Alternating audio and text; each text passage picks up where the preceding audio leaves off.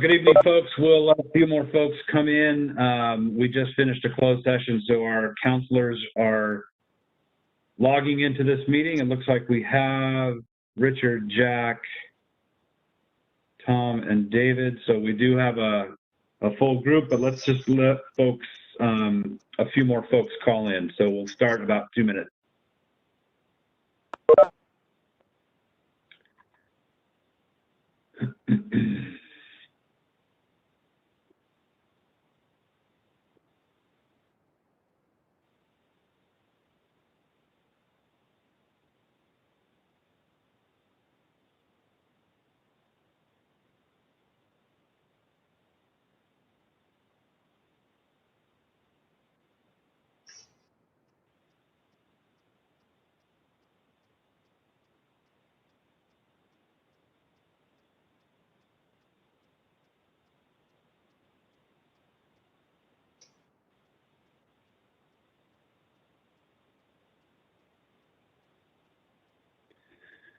Eli, have you joined us? Okay.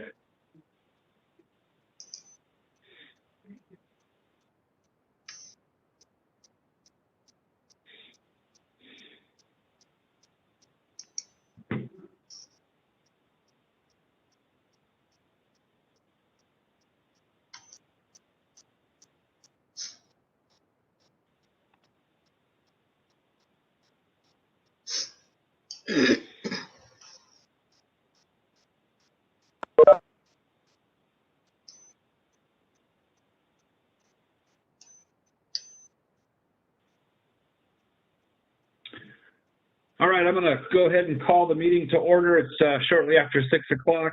Thank you all very much for joining us. This brings to order the April 13th City Council meeting for the City of Trinidad. We had a closed session with no reportable activity from the closed session. So we are bringing it back to the open session. And with that, I'll ask folks to stand and recite the Pledge of Allegiance.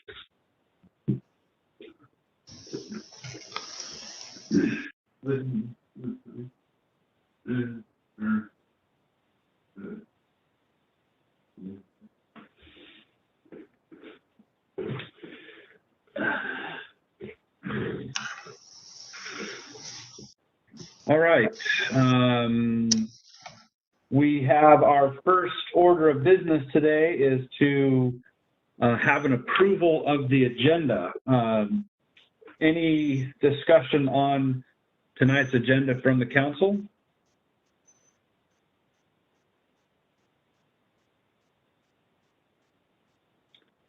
Doesn't look like it. Any public comment on the agenda for this evening? Ms. Levine?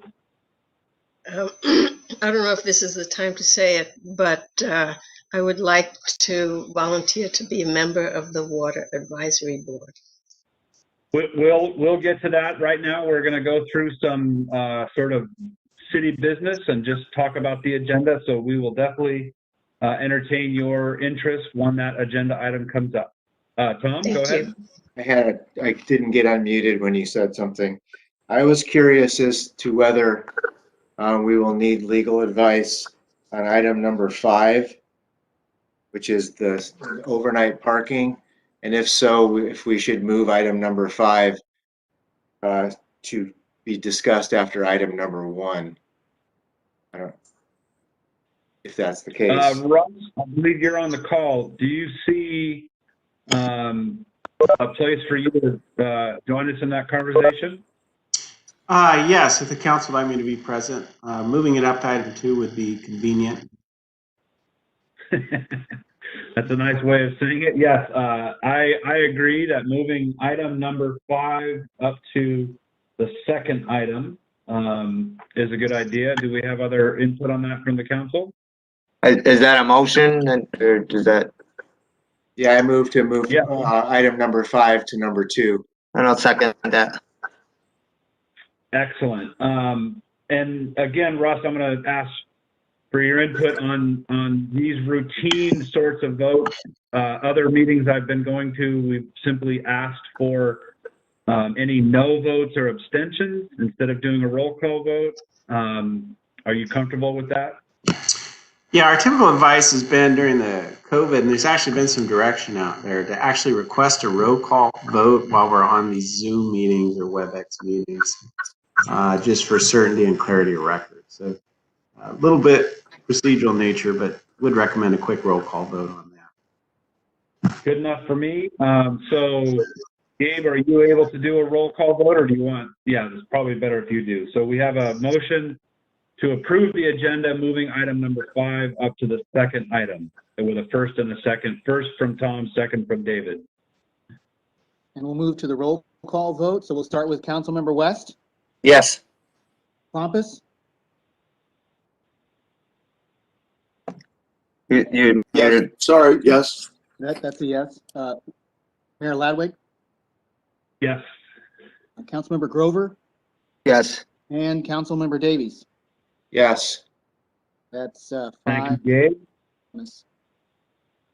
All right, moving on to our second item here is the approval of the minutes from March 9th, 2021. First to the council, any substantive changes or modifications to the minutes from March 9th? Tom? On page 10, under the STR discussion, I said there's no definition of a bed and breakfast.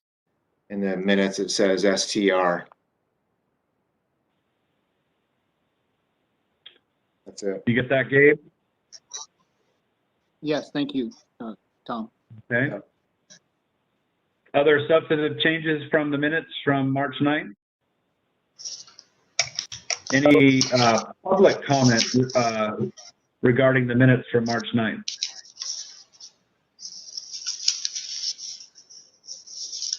All right, seeing none, do we have a motion to approve the minutes as amended? I'll make that motion, approve the minutes as amended. I'll second it. First and second from Grover and West. Gabe, can we do a roll call? Yes, we'll start with Councilmember West, Yes. Pompous, Yes. Ladwig, Yep. Grover, Yes. and Davies. Yes. Passes unanimously. Thank you very much. Moving right along at a pretty phenomenal clip here, we have council reports and committee assignments, and I'm going to go according to the order of little tiles on my screen, starting with Mr. Davies. Thank you. Nothing to report other than the Trails Committee will have their quarterly meeting April 20th at 5 o'clock, and it will be via the a platform. I don't know which platform, probably WebEx, or I don't know if we have Zoom in place by then or not, but it'll be a virtual platform. Thank you. Thank you. Mr. Klumpus? On mute, sir. How's that? Excellent. I'm trying to be respectful of too much feedback on the audio. Anyhow, I submitted this in writing, but I do want to go over a few things. The Indian Gaming Benefits Committee, it continues to be inactive, so nothing new to report. We did have a meeting with the California Coastal National Monument Gateway Committee. This was being run by Carol Vandermeer, did an excellent job. For those that aren't aware of it, in January of 2000, President Clinton created the California Coastal National Monument, which is everything out to 12 miles on the entire coast of the state of California. And later that same year, the Bureau of Land Management and the California Department of Fish and Game and Department of Parks and Recreation entered into a memorandum of understanding to collaborate to support the national monument. So the particular committee that I'm on really helps to support, preserve the diversity of life on the Trinidad coastline and offshore rocks through education and community cooperation. So this was a pre-strategic plan meeting. The next meeting will take place on May 18th to review and update the strategic plan that was done really 3 years ago. So I'm looking forward to that meeting and the participation. Next is the Humboldt County Visitors Bureau. All the different entities that I was in contact with that would have web information about the city of Trinidad has been able to update content on visitredwoods.com. And hopefully when the COVID pandemic begins to wind down and people can begin to congregate in groups and we have a fish festival or other things in town, the visitredwoods.com website will be able to support that new information when it becomes available. The last topic I want to talk about is the Trinidad Ad Hoc Water Committee. I think this will be the last report since we have new committees which are being formed. But I do want to report that Eli has been working with the Pacific Watershed Associates to get the Liffenholtz Creek flow meter telemetry system working. We're not quite there yet, but we're going to get there, and it'll be in place hopefully before the summer months begin. Finally, I shared with the council, at least during this particular meeting, a letter that came from the State Water Resources Control Board. And I know, as well as other residents, feel good here in Trinidad when it rains. But I want to share that we're still in ongoing dry conditions in most of California. And what this letter indicated was that the snowpack is only 58% of what it should be on an average year as of March the 10th of this year. So continued dry conditions can threaten water supplies. We're really not out of the woods yet. One observation from this letter was that the hydrologic conditions since 2020 have been very similar to the drought that we had in 2014, 2015, when I first moved to Trinidad. And finally, what it indicates is that cities and towns need to start planning now for potential water supply shortages, such as increasing water conservation, reduced irrigation, using innovative monitoring technologies, and diversifying your water supply portfolio. So I wanted to share this with council to make sure that everyone had a chance to look it over and read it. And I'm hoping that the water shortage response team will be formed to be able to help us with conservation efforts, but that a standing water advisory committee will finally be populated, so to speak, so we can get work done on shoring up water resiliency. It will be a long-term project and a very serious one for the community. So I look forward to supporting that effort. So that's it, Mr. Mayor. Thank you. Thank you, Richard. How about Mr. West? I have nothing to report this month. All right. Mr. Grover. You're on mute, sir. I'm gonna take myself on mute, and then I have something to report. I was able to attend Redwood Coast Energy Authority. That's going well as we transition into renewables and things like that. But another big part of that for me has been to be on the racial equity subcommittee. We did meet. They've done a lot of overhauling. This all started last year with George Floyd. I don't know if anybody's been listening to that religiously the way I have, but it's pretty intense, and there is times for change right now. So I've really enjoyed being part of that, and they've just associated themselves with a entity called GAR. It's the Government Alliance for Racial Equity. That's something at the state level, and that's something that Trinidad could be part of with anything to do with staff or any kind of relationships is something that it just is a proponent for people working together. The other thing, that was Monday, I got to attend that.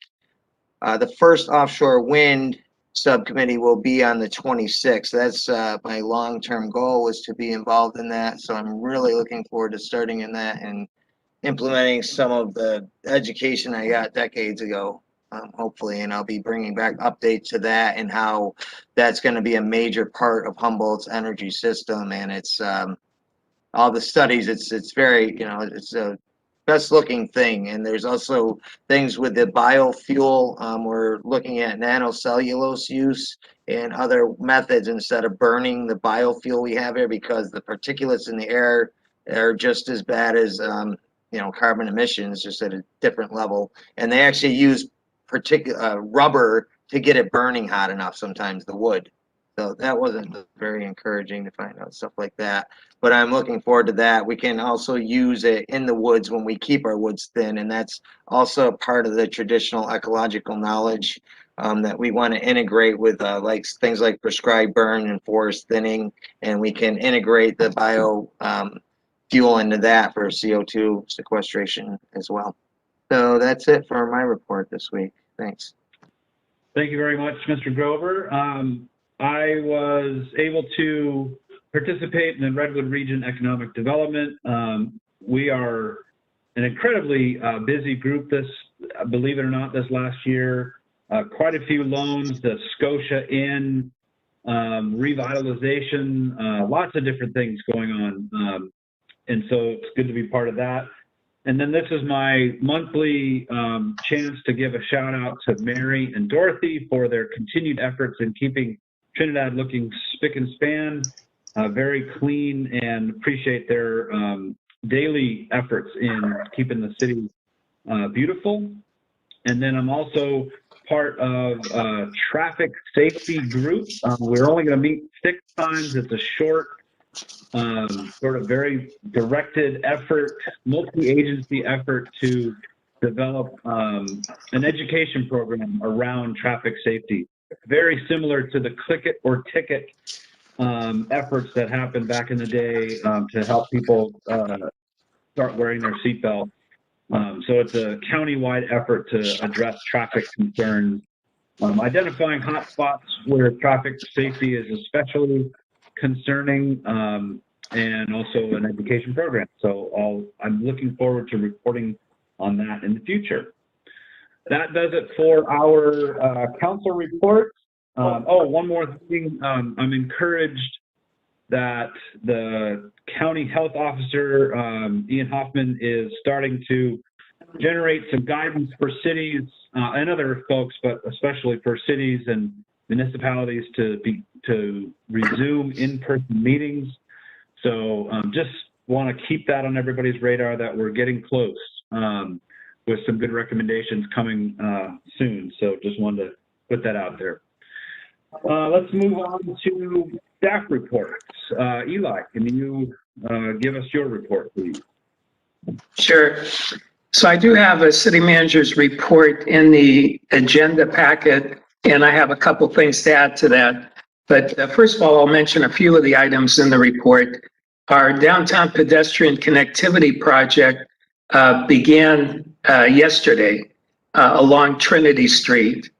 This is a project that will go on for approximately 45 days and will entail doing pedestrian improvements, basically the sidewalk replacements to meet the ADA standards, and then also some crosswalk enhancements. And that's being done by REO Construction. And it looks like we'll always have some traffic going through. If necessary, there will be controlled one-way traffic. But for the most part, by not having people parking along Trinity Street, they're able to do the work and just move the cones over and still have 2-lane traffic. So that's the hope, that we can continue that. Secondly, the Coastal Living magazine, they're coming out quarterly now. And for the spring 2021 issue, they have Trinidad listed as one of the 12 best places to live on the coast for the year 2021. And they took in consideration all the coasts, meaning the East Coast, the West Coast, the Great Lakes, and the Gulf Coast, and only picked 12 cities, and we were one of them. So that was pretty neat. A Humboldt sanitation, beginning Friday, April 16th, will be coming earlier this way to help avoid congestion with visitors and any other traffic that we have during the daytime. So residents are suggested to put their trash out by 8 a.m. and it will be picked up earlier in the morning after that. And then the other point was a produce stand is interested in going in on Sundays, and they currently are in the Blue Lake and the Old Town Farmers Market. And they'll feature produce from Willow Creek to the coast. And more than likely, they would be operating out of the parking lot of the elementary school. And then Verizon has notified us that construction is slated to begin next Monday, the 19th, on their cell tower in West Haven. So once that's complete, which usually would take a couple months, they'll test it and see. I told them to assure us that the service is equal to or better than what we currently have with Verizon. So hopefully that'll all work out well. And then I'll turn over to the law enforcement report. Our Lieutenant Miller is unable to join us this evening, but he did provide me with the stats. So when you compare February to March of 2021, there was a 20% decrease in the calls for service, a 10% decrease in the reports taken, a 50% decrease in the arrest, 22% increase in felony investigations, and a 43% decrease in misdemeanor investigations. So anyway, it was an overall much better month than February, and especially when you take in consideration that February had 28 days and March had 31, and yet in those 31 days, the numbers improved substantially overall. So that's the end of my report. The formal part of the report. Councilmember Davies had asked me, and one of our concerned citizens who was also asking about some of the signage, specifically Chevron. So I had looked into the Chevron signage, and they do have two signs, one of them being the propane sign, which actually was approved in an agreement with the city. The only other sign they have is one that says Aztec Grill, Mexican food. And I felt that that was fine, just having one additional sign like that, especially since they are identified as Chevron. And this way it'll help people realize that, yes, there is food available through the Aztec Grill.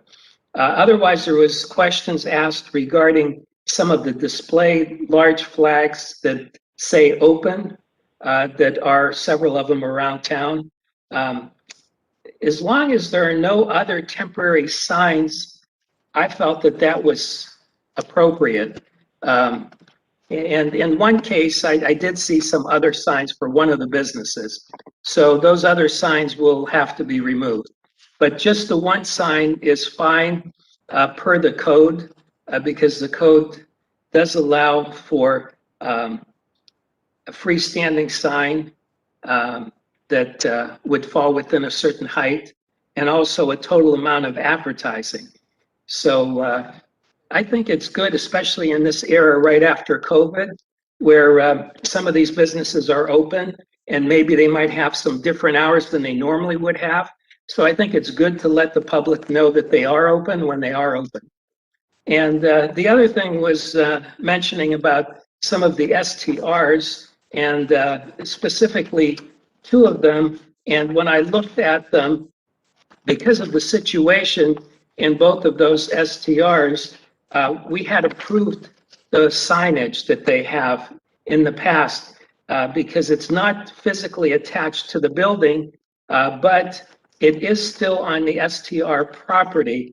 And the intent is actually to be visible from the street, so that people on the street would be able to find out that, yes, this place is an STR. Yes, this is the 24-hour contact phone number for complaints. And therefore, it's helpful having that information. And in those two particular cases that were brought up to my attention, they would not be visible if they were on the STR structure itself. And the STR ordinance does allow the city manager authority to establish administrative rules and regulations consistent with the STR ordinance. And as a result, in these administrative rules and regulations, it allows the city and the city manager and the city staff in order to have some flexibility in handling the STR ordinance. So that's the end of my report. I'll entertain any questions that anyone may have.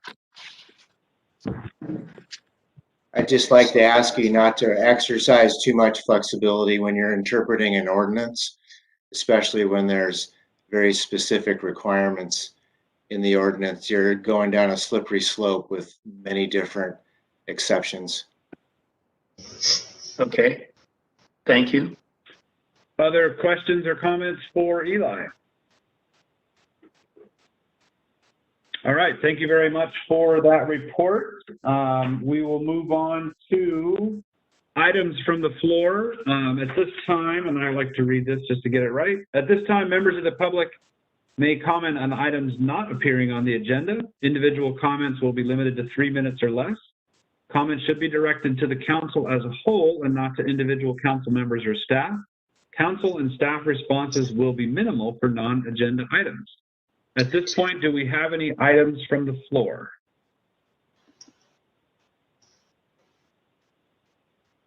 Ms. Levine. I just want to clarify. I'm not quite sure where I'm supposed to come in to comment on the Water Advisory Board. This is not the place, So the right? Water Advisory Board, Paula, is one of the agenda items. So this part of the meeting is for non-agenda items. Okay, thank you. Sorry to interrupt. No, that's fine.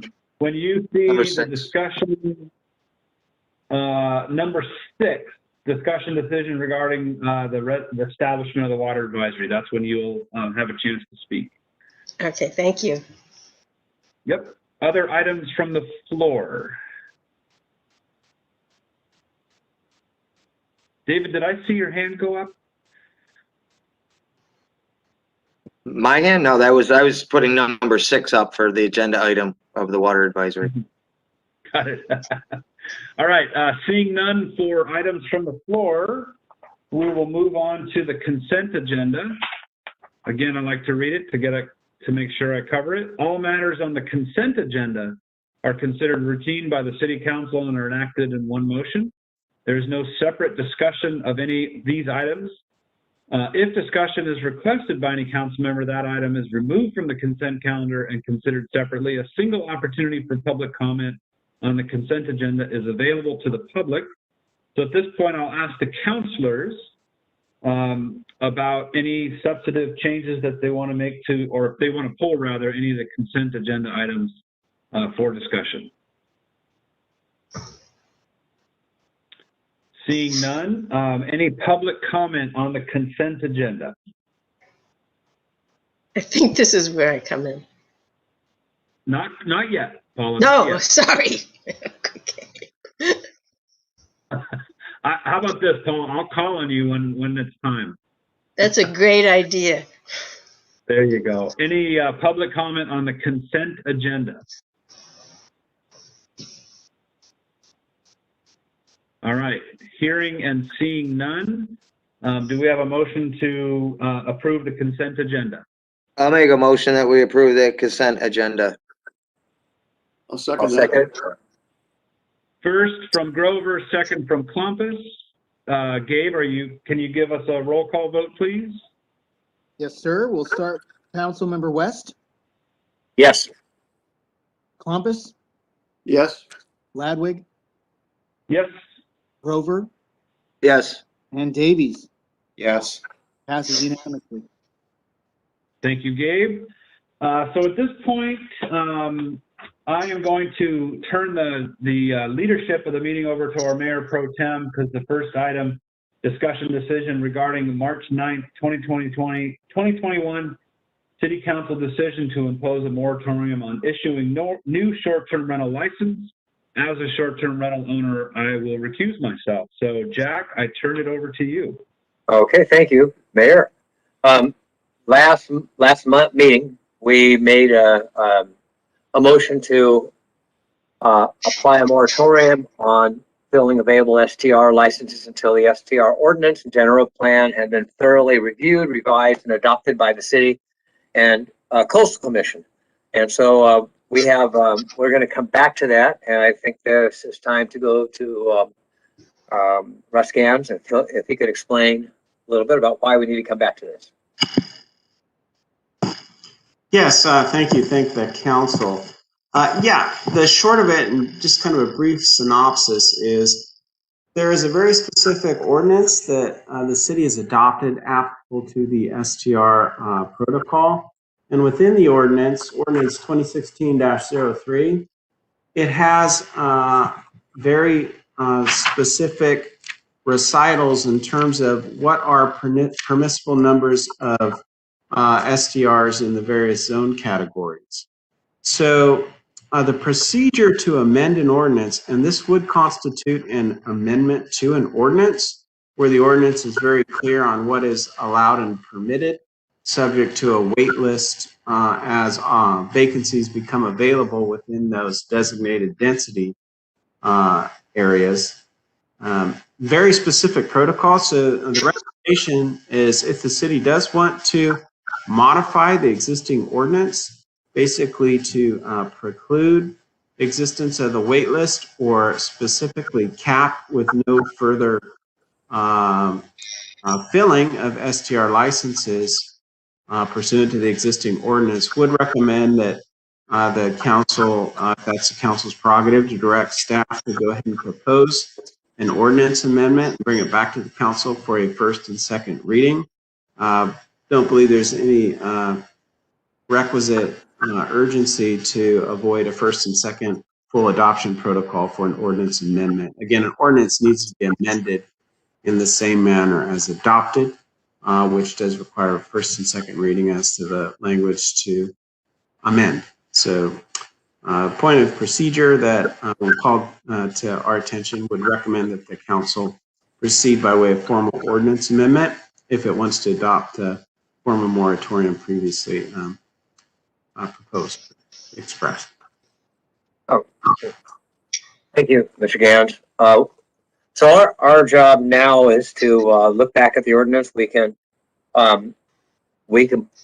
put this into action and actually amend the ordinance and bring it back with a first and second reading. And in the meantime, you can put some licenses on hold until we follow this ordinance as written and begin to review. And then they can do the review with the planning commission too. So it would take a rewrite of the ordinance and put in what we wish to do, but it would mean we'd have to wait until we get this complete and then put it together and then put it back to a first and second reading. Eli, did you have something you wanted to add to this? Yeah, the only other part would be, if we just follow the ordinance itself, then the wait list can be used. So that's the procedure provided for in the STR ordinance. Otherwise, the ordinance could be revised. And if it is revised, I had a concern that it was going to take quite a while because the Planning Commission is quite busy at the moment. And then especially last time when we tied it to the general plan and having that complete, because there's a number of elements of the general plan that it's taken several years so far, and I have a feeling it's going to take several more probably. But yeah, the council would have a choice of following what was mentioned by our attorney, that you could do the ordinance by modifying this one with a first and second reading. Otherwise, we could follow through with the wait list. And I specifically don't like going over 30 anyway. And we currently have one opening in the one of the zones, the UR zone. which, and we have 6 on the wait list. So it could be utilized that way. So and then I'll entertain any questions or comments others have. And of course, Russ is still on the call to help entertain questions and answer any questions. So we can go back and look at this in a different, by going back and maybe making it easier to get it, to continue without having to wait too long to get this underway, or we can decide that we would like to go ahead and do a rewrite, or at least go back through the ordinance again. So are there any questions for Russ or Eli first? David? Yeah, I was going over the ordinance, Trinidad Municipal Code, and I was going over zoning laws. You know, I've studied this back to 1924 Euclidean zoning laws, and I'm a real proponent of people going through the process of public debate, having total government transparency and public involvement, public participation through the process. If an ordinance is going to be changed, if a moratorium is going to be implemented, I want it to be an actual emergency, a sense of urgency, and I misconstrued the presentation last time. I didn't really feel that once I went over what was gone and the work that was already put into it by a lot of planning commission meetings, a lot of staff time, a lot of public participation, and I just don't want to discount those people and the work that's been done. So that's where I'm at with it right now. Any other questions? Go ahead, Tom. So I have a question for Russ. So you say we could direct staff to write up an amendment based on the motion from last time, and then it would take 2 readings to enact that amendment to the ordinance? Okay. You're on mute, Russ. You're muted. Sorry about that. Yes, that's exactly right. There would be an introduction reading, first reading, and then we'd bring it back to the council at a secondary meeting for adoption. And that protocol can go rather rapidly, but that is the typical protocol for any ordinance amendment. You follow the same adoption protocol. Okay, thank you. Yeah, it's just unfortunate that even though that the word moratorium was in the agenda item description last time, that we weren't afforded an explanation like that. Not pointing the finger at you, Russ. You weren't asked until after the fact, but it would have been much more prudent for us to know that I wasn't proposing an emergency ordinance. I didn't know that was the legal. I didn't know that, you know, I'm not a lawyer, so I was just proposing something that I thought was going to be good for the community. So I would like to move forward in the same direction that we went last time. That's my thing, and you answered my question, and that could be done using the last motion. So I'd like to hear from the rest of the council, and then if there's any public comment. Richard? Yeah, it sounds to me, and please, Russ, correct me if this is incorrect, that the STR ordinance is based on some other documentation that the city has, such as the general plan, which talks about the different areas of the city, affordable housing. So if those documents are not up to date, I guess that doesn't impact the ordinance as it is now. Yeah, the STR ordinance is a standalone ordinance, and you can amend it as such. Wouldn't require a general plan amendment or anything of that nature. It just require consistency finding that the amendment that the council proposes is consistent with the existing general plan. And in this circumstance, you wouldn't be removing or restricting any existing licenses. You would just create a moratorium on the issuance of new or additional licenses.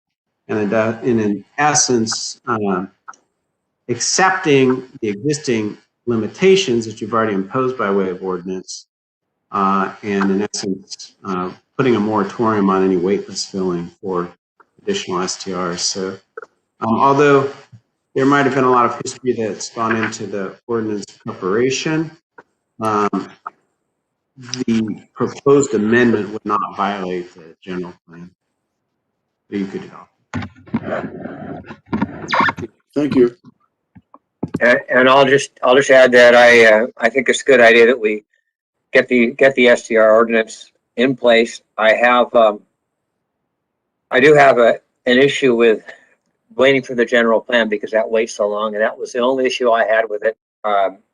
That I felt that we don't put this together without having a general plan in place. So that was my suggestion, that if we wanted to look at this again, the general plan is such a long-term item that I'd like to get the STR ordinance put together and be able to put it back in again and not have it just rely on the general plan getting done. But that would be my suggestion. But before we go any further, unless there was somebody else on the council wanted to say something else, I think it's time to move into public comment. So is there any public comment on this item? Lee, you're going to have to help me out and make sure you put a hand up or let yourself be known, and so I can hear. All right, I don't see any, so I think we'll move back. If you do have a comment, please say something and I will recognize you. But right now, I don't see anyone at all. All right, so we'll bring it back to the council. And I guess we have right now, Tom's motion would be, we'll use that to work on an ordinance then, I would assume. So Tom, you want to rephrase anything, or I think we can use it as is?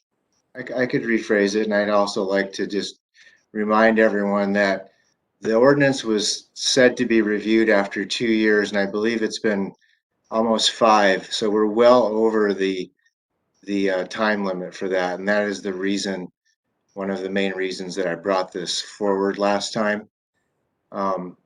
So I would move to place a moratorium on issuing new licenses, new STR licenses.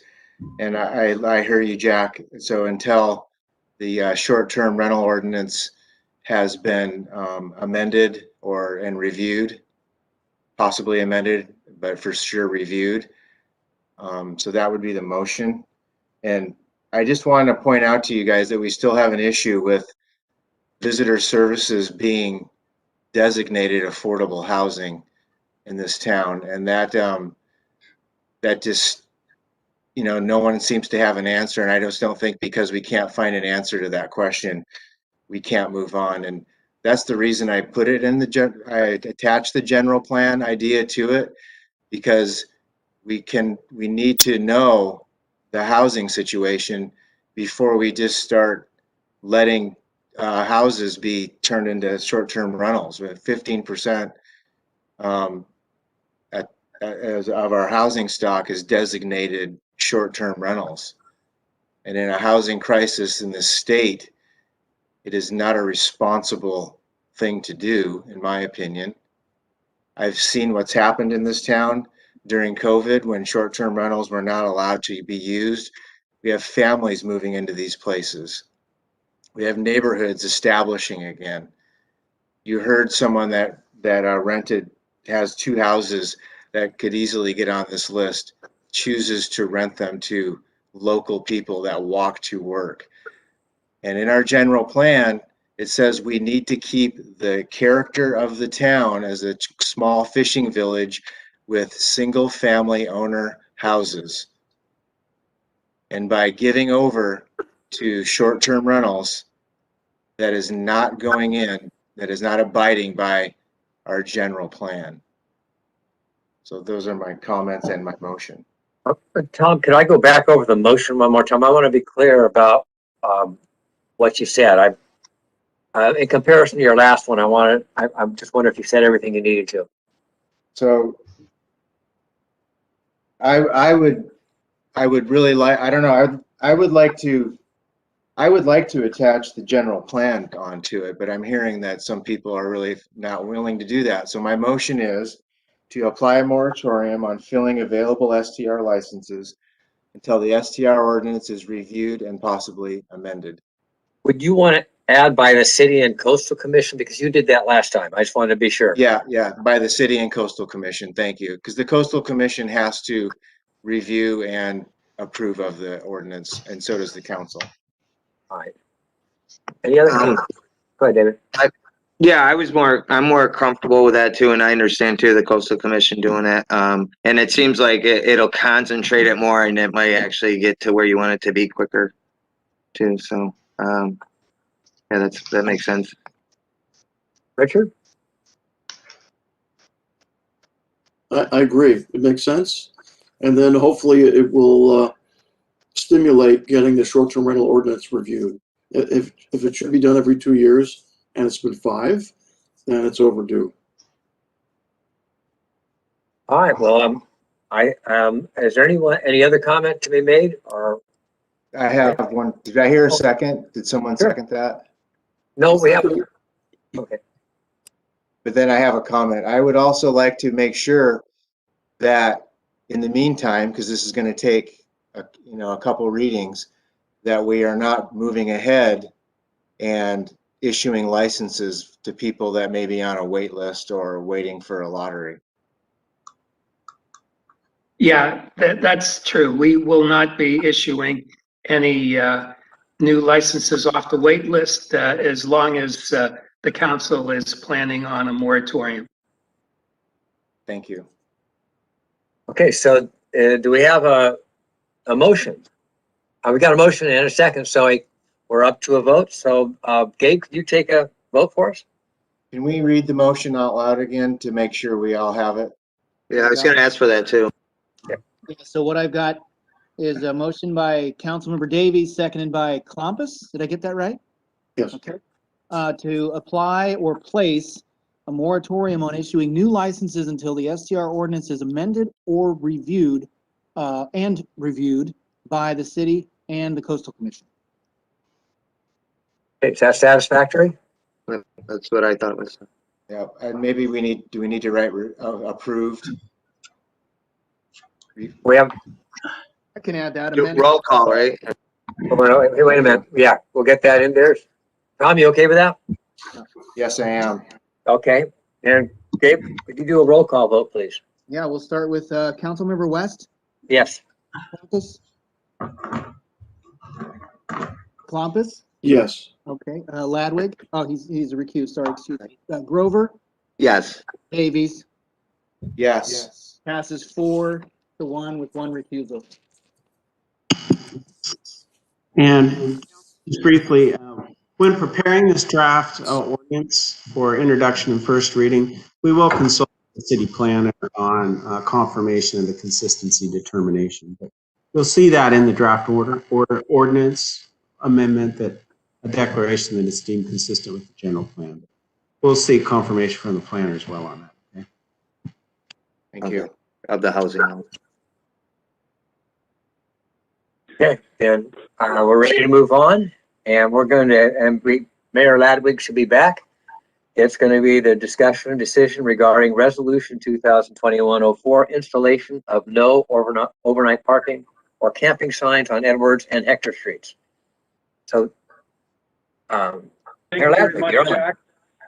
Yep, thank you very much, Jack, for taking over. And so at this point, we have a discussion item here, as Jack mentioned, based on city resident input. We have a proposal in front of the council tonight to consider putting no overnight parking signs on Edwards, the top half of Edwards and Hector. And so at this point, I think I will turn it over to Eli, who's drafted this resolution, with some of the background on how the resolution works with the city code. Okay, so we have the Trinidad Municipal Code, section 10.08.010, and it reads as follows: prohibited parking. When authorized signs are in place giving notice thereof, no person shall stop, stand, or park any vehicle on any of the streets or alleys enumerated by resolution of the city council. So in other words, in order to prohibit parking in any part of the city, it would be done by resolution, and and we have a resolution attached, and it would be enumerating the streets. So in this case, it would be identified as Edwards between Trinity and Van Wyck Streets and Hector. And the purpose that those were chosen were because of, at a prior meeting in the fall, I believe in October, after Labor Day, when we had some very serious issues of RVs and other vehicles parked in this particular area. And people stayed in those vehicles overnight. And you know, of course, any kind of toilet facilities, they in some case they may have dumped whatever into the street. I'm not sure, but there wasn't a concern about that. So the intent is to install signs in that area, Edwards between Trinity and Van Wyck Streets, as well as Hector. And the sign that's recommended would read, "No overnight parking or camping from 10 a.m. to 5, from 10 p.m. rather, till 5 a.m. So no overnight parking or camping from 10 p.m. to 5 a.m. In addition to that, if the city chooses, we can have a sign at the entrance of the city indicating for the whole city in general, no overnight parking, no overnight camping rather. So the intent is not to have people stay in their car and camp overnight. However, in this specific area, we would not want them to even park in that area because it has a nice view of the bay, and that's where people might end up doing their overnight parking or camping. So it's easier for us to ticket someone in that area if we just see them even parked in that area. Now, the police do patrols during the evening also from the McKinleyville station, and we can let them know of the ordinance and make sure that if they see any vehicles in that area between 10 p.m. and 5 a.m., that they could ticket them according to our Trinidad Municipal Code. So I'll entertain any questions or comments.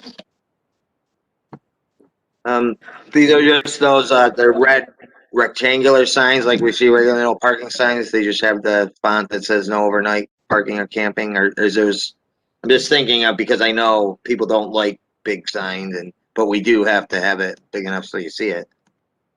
Yeah, it would be the regular size no parking sign. Richard?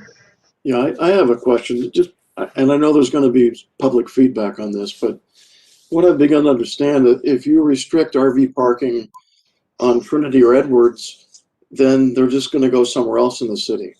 And I realize that the city does not like to have a significant number of signs, just because that's the nature of our village.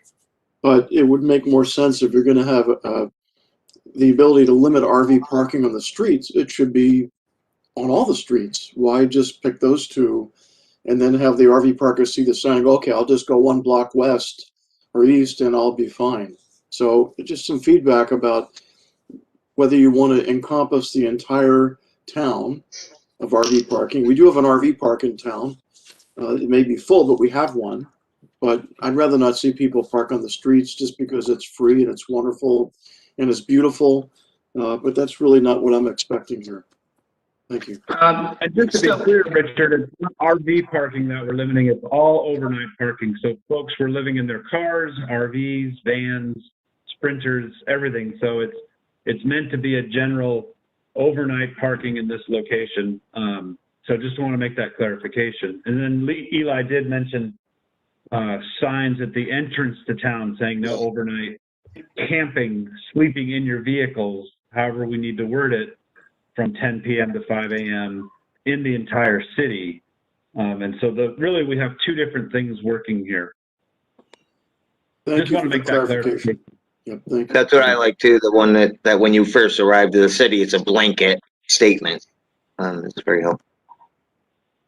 Other thoughts on, yes, Mr. Davies?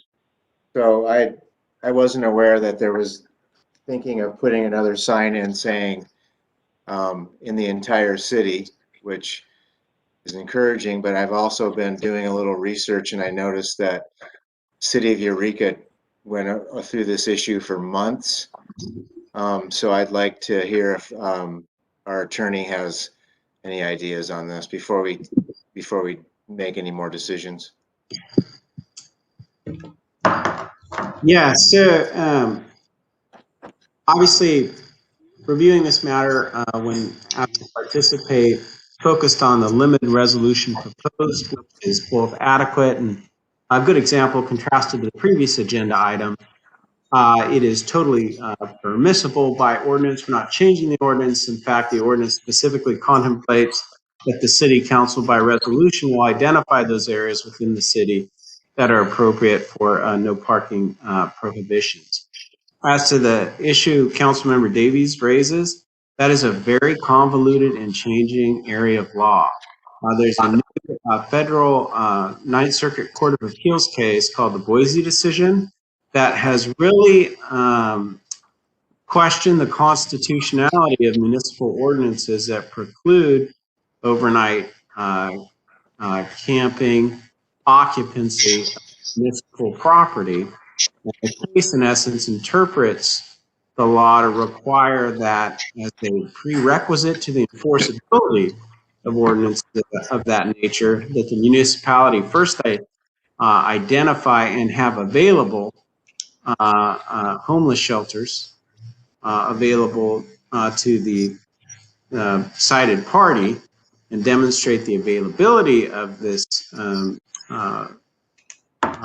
shelter or available housing prior to enforcement of the restriction. So having evaluated kind of a generic sign, kind of precluding the activity throughout the city, and to be candid, that would cause some concern in light of kind of a new case law and very clear case law on the constitutionality of ordinances like that. Again, what's proposed here is a pretty limited restriction, and I think there are a number of reasons for which the city could support that designation of no parking in that on those specific streets. Kind of carte blanche preclusion would raise those concerns even greater. But Councilmember Davies is right. I'm sure there's a lot available in Boise and its implementation. And what the city of Eureka has done is a rather elaborate ordinance, basically to identify, in essence, large areas that are where overnight occupancy, in essence, be it in a car or in the street or otherwise, basically precluded. Any overnight camping is precluded, but then designated other areas within the city where it's not precluded. And it's an attempt to comply with Boise. To be candid, the city of Eureka is still struggling with the issue and identifying what's permissible and what's not. The issue with these federal district court cases is they don't really create a law, they just tell you what you can't do.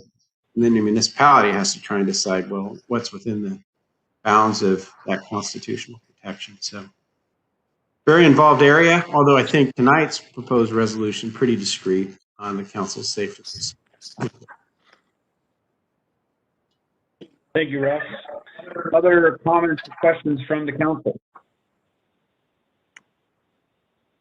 So we're not really making a decision tonight, or like, are we going to direct Eli to look into this, or it's kind of not really? I actually have attached a resolution that you could vote on. Yeah, the resolution is in the packet. And I'll see if I can find it here. Page 131 of the digital copy, the digital Thank you. numbers.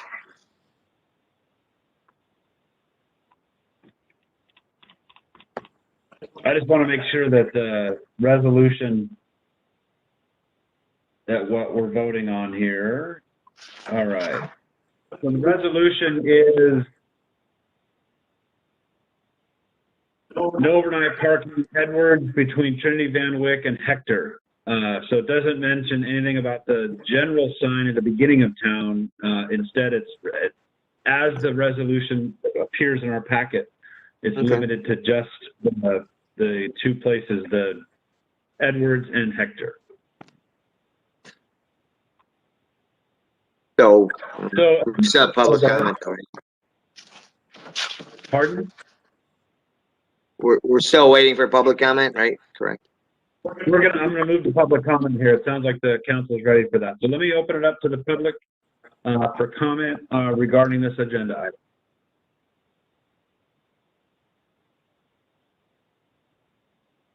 Dorothy's here with public comment. Go ahead, Dorothy. So I sent my letter. I have, as we all know, I'm having trouble with my emails to some of the city staff. So some of mine got returned, so I sent my comments again. Because I feel like I know where everybody parks and they don't park and they should park and they do park and they won't park. In the last year, I pretty well got it all figured out here in this town. The overnighters don't just park on Edwards. The overnighters park on the side street by Murphy's. They park in the museum parking lot. They park at the park and ride. They park in front of the horse field on that main part of town. In the summertime, sometimes in front of the horse field, there will be bumper to bumper campers parked there. I think the city cannot select just Edwards and Hector. It's just not fair. I mean, I know that we had the most problems there last year, but that was the most problems that were spoken up about and identified loudly. I'm sure that people that live across the street from the horse field could speak up and identify the problems they have. I'm sure that the people next to the trailer park can identify even the blue and white van I saw there parked overnight last night when I walked town. It has to be all town. It has to be all encompassing. Can I ask a question that I hope someone can answer? So what is happening with the parking on Hector Street, just south of the Catholic Church but down toward the bottom of the little grade there? There's always cars parked there. Most of them out of state, I'm assuming. I try not to assume, but I'm assuming that they're from the vacation rental across the street. What is the issue on Hector Street? Is it the rain garden area because it's so tight? Or is it that little strip that seems to be open to everybody? Can anybody explain that to me? And I will not like to have you single out just two streets. My letter said make the whole town the same. But I'd like an answer about Hector Street because I just don't get it. Thank you. The way I understand the property that you're talking about on Hector Street is city property. That wide gravel stretch is city property. Okay. And so that is, as I understand it, and I'd have to check the STR application, but as I understand it, that's the off-street parking for vacation rentals because it's city property and it's technically off-street. Okay, that makes sense to me. Okay. So how did we come up with Hector in this resolution that you're proposing that I hope you vote no on? How did Hector get to be part of it? Because of the rain garden, how narrow it is right there? Is that one of the reasons Hector was included in the two streets? Hector was included because of the ocean view. Oh, okay. Okay. Okay, well, I vote no on this, and that's what my letter says, and I say why. And I'm hoping that the parking survey, somebody calls me and Mary about it pretty soon. We put our names in over a month ago and haven't heard. We heard that, yes, they'd like us to do it, but I think the parking survey will give you guys a little bit of an view into how things really are in town, unless you really walk around and see it. Thank you. I got to figure out how to unmute myself now. Thank you so much. Thank you, Dorothy. Other public comments? Yeah, I have a public comment. Go ahead, Brett. Hi, I'm Brett Gregory. I live at 531 Main Street, and that is right across the street from the horse pasture that Dorothy just mentioned. And I've lived here for 4 years, and there's been a definite increase in the people that park there over the summer. However, I've noticed it's gotten a lot worse. And this last winter, we probably had cars there every night except 2 nights, which is very unusual for the winter. And I understand that's sort of a pandemic issue, which I do feel really bad for the people that are displaced. But they've been pretty polite and pretty respectful of the neighborhood. But the summertime issue is another animal altogether. Like Dorothy said, it last summer at the horse pasture. People show up late at night and make a lot of noise. Hello, I'm sorry, am I breaking up? You're a little broken up. Okay, I'm sorry, I'm trying to get close to the Wi-Fi without my young child spotting me. So I have noticed a lot of problems with parking in front of the horse pasture there. People come here to have a free vacation and just utilize it as their camp spot, and they know that it's not illegal and that they can. Not sure if I'm breaking up. I'm sorry, I'm so interrupted. Can everyone hear me? Yeah, if you don't mind trying to turn your video off, Brett. Sometimes that helps with the connection. Okay. Okay, so I have noticed All right. definitely an increase in the traffic last summer, but it wasn't just pandemic related. It was the summer before it increased, and the summer before that it increased. And the traffic there has been just all day, 24/7. And I don't really have any suggestions or advice on what to do about it, but I do know that they cause a lot of stress, and I don't know, people are loud and disrespectful. I'm sorry, I'm losing my train of thought here, but I agree with Dorothy 100%. I've noticed a huge increase in traffic there. I'm wondering why Main Street isn't on the list of no parking because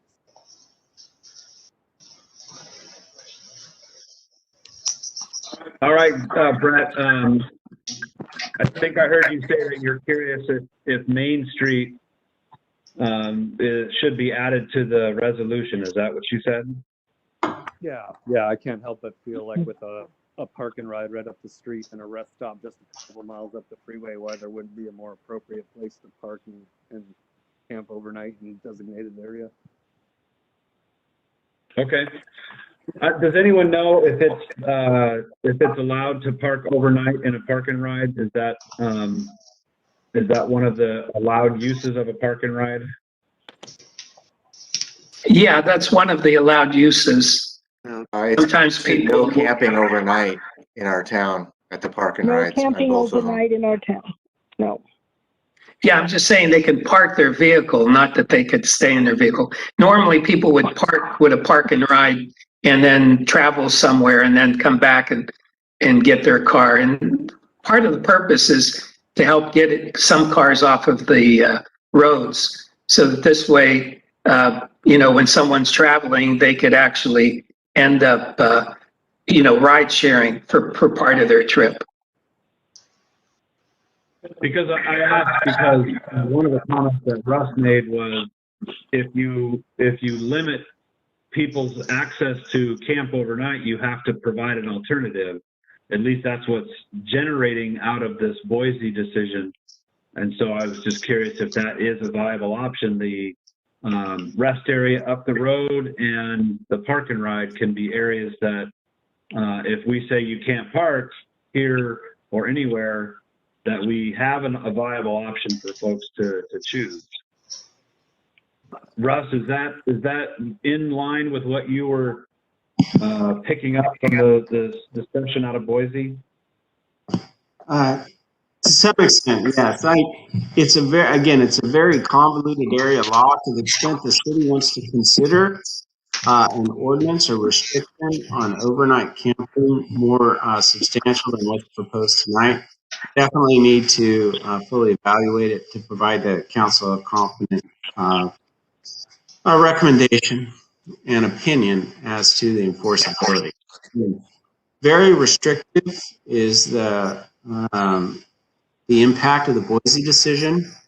And for example, if you look at the City of Eureka ordinance just adopted, it's very involved in terms of what in essence are set aside areas with no overnight camping and what's permissible, and even the enforcement mechanisms are pretty unique. Very involved issue. We have to take kind of a holistic approach on what the city would be doing to adopt something more systemic or comprehensive. Okay. Let me bring it back to public comment. We're still in the public comment, David, if that's okay. If we can move just to seek more public input. Anyone else from the public wish to speak up on this issue? Can I add one more sentence to my comment? Yes. Well, if you're going to say nothing on Main Street and then nothing on Hector and nothing on Edwards, like the majority of us all feel the same way, then say nothing on Ocean, nothing on View, nothing on Wagner, nothing on Underwood. Let's do nothing on Pacific, nothing on Galindo. Let's do all the streets, because you can't just say nothing on 2 or 3 and have it impact the rest of the town. So the park and ride, if you haven't been over there in the evening, people do park there, but they don't park and then ride somewhere. They park in their vans and they stay in there until the windows are broken out, and we make call after call to get them hauled away. That'll happen a lot this summer. It happened a lot last summer. It's been better over the fall. But behind in the museum parking lot right there, that can be really disgusting at times with the people that stay in there. And they are not parking and riding, they are living there. So, and then next to Murphy's, I'm sure Nelson would have something to say about that too. It can be pretty bad. Okay, let's make it all the streets and put one general sign up. Thank you very much. All right, Dorothy, thank you. Other public comment? Yeah, hi, it's Gregory again. I'd like to make another comment. Go for it. I understand the city of Trinidad doesn't like a lot of signage, but these no parking signs are all up and down Scenic Drive and Patrick's Point in every turnout that say no parking from 10 p.m. to, I believe it's 5 a.m. or 6 a.m. They're very small signs and they don't really impact the view or anything. So I think I don't know. I just think that having a small sign that says no parking would be probably the least of our worries. There's a lot more worries involved with people staying multiple weeks here. A lot of people know that they can park for 72 hours and then move their vehicle 1 or 2 feet and that they're okay, they're legal again. So people know the rules, and that's not going to work out as well as putting up a small sign that's probably 12 by 8 inches. Thank you. All right, thank you, Brett. All right, I'm going to bring it back to the council and see if David, you had a question at one point. Yeah, I was mostly a question for Russell Gans about what he thought would be the best way to approach it, because he said, he kind of indicated not to put like a blanket no parking. Should we develop the ordinance to give the designated areas at the same time? And I don't necessarily want to do too much more, but I don't mind amending it to the main ones just to start getting the point across, and kind of as a pilot way to see how things react, how things go. Because I don't know the total situation of the legality. So I'd like Russell to expand on that a little more again, if he could, if it would make sense to do things all at once, have the designated area as you're shutting things down. Well, if the city's identified for example, 2 streets that are somewhat problematic and for which the council believes it's a good policy to restrict parking, overnight parking at those locations as proposed in the existing resolution, yeah, certainly go ahead and proceed. It's not a comprehensive ban or a preclusion on overnight camping. And there is more flexibility to regulate in the parking arena, the vehicular parking arena, versus camping preclusions under the Boise decision. But if the recommendation is you want something more thorough, yes, I'd want to work with city staff, identify the problem areas, and then I'll see if we can propose something that we're accommodating to the council.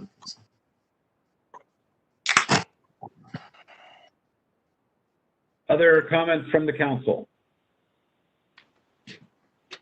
Go ahead, Tom. Yeah, I wholeheartedly agree with Brett. I mean, there are people that post up in front of his house at 5 o'clock to get the spots. I mean, I've seen it happen night after night. And you see urination vessels sitting on the sidewalk outside these outside these rigs. If we're gonna do this, it needs to be Main Street, Trinity Street, but I'm also very concerned you push them down onto the other streets too. I've gone out and told people to leave in front of my house that were standing there in their underwear, getting ready to go to the bathroom, you know, stepping out of their van. It's a big deal. I know we're not going to want to hear this as well, but you know, you put something on the parking restriction on the coastal bluff there. We're still waiting for an after the fact coastal development permit for the green striping that was done in front of the bed and breakfast, which still hasn't been taken care of. So that's another consideration. I also heard, and maybe I misheard Russ say, no parking is a little different than no camping. So maybe no parking from 10 a.m. to 5 a.m. unless with permit, and then the city can start devising some kind of a residential parking permit like they have in San Francisco and in other places for certain blocks. But in the meantime, and I don't want to kick this can down the road because I've seen what happens after we say, well, we'd like to do this. We need to do something before summer hits because it's already happening. I've already, you know, I don't make it comfortable for these people early in the morning when I go to work and when I see RVs with slide outs on the side of the road. They know when I drive by that they're not welcome right there. So I would like something done but it cannot just be on those streets. But I'm also very fearful about pushing it into the neighborhoods. So at least if we're going to do anything, and I'm not making a motion, but I would love it on Trinity and Main, the core of town, every flat street in town. They won't park on a street that is not level. I mean, that's just an idea. And I'm wondering, I'm hearing a lot of really valid concerns. I'm wondering if we try to sort of mitigate and not eliminate by developing a resolution with no overnight parking on the south side of Edwards, on the north side of Maine, and really Trinity. I mean, it's a business district. I'm not really with the school. I don't have a sense of where the trouble spots are on Trinity, but it seems like the north side of Maine and the south side of Edwards between Van Wyck and Trinity are that way we can at least start to minimize. Because I want to remind folks that one of the issues that we faced last summer, specifically on Edwards, why we're talking about this area, is that folks were parked on both sides and not in a way that made any sense. And the folks couldn't drive through. 2 cars couldn't pass. And I know we red striped, but people don't necessarily park the way they're supposed to in those 3 little spots closer to the flagpole. And they want to park far out and block the street. And perhaps that's where we try to mitigate the congestion, the safety concern and the congestion, and not have both sides of the street packed. Let's just say no overnight parking on one side, because you're right. If we're going to kick people away from those places, we're going to send them somewhere else. And I don't know. What do folks think about that? I'd like to add, I took pictures of Edward Street last year, and one of the concerns we could have had is that there were people, as you say, trying to go back and forth, and they couldn't make it. There was not enough room. And also we get concerned about trying to get fire engine in these streets if we need to. And I think some of them, we saw when Trinity in front of us had big vehicles on both sides of the roads. It was congested. So all these places that we've talked about, it becomes hazards if we can't get fire vehicles down them. If it gets too dangerous. And Tom said they won't park on a slope, but they were big vehicles are right along Edwards, but it really isn't very much of the time. It's really only when everything is crowded and there's no place else to go, they're going to park there. So I think, I agree that we need to do an overall city parking, some kind of a parking ordinance. We really need to look at what we've got, and that's what I'm hoping we're coming up with. But in the meantime, I'd like to see us at least keep the streets that are these bigger streets that are being blocked open for vehicles to come up and down. So I really like the idea of possibly adding Main Street, maybe, and also maybe the idea of just one side. It's just unfortunate we have to be so restrictive. Other thoughts, David? Yeah, I like that idea too, and I like the of integrating the overnight ones, the 10 to 5 thing.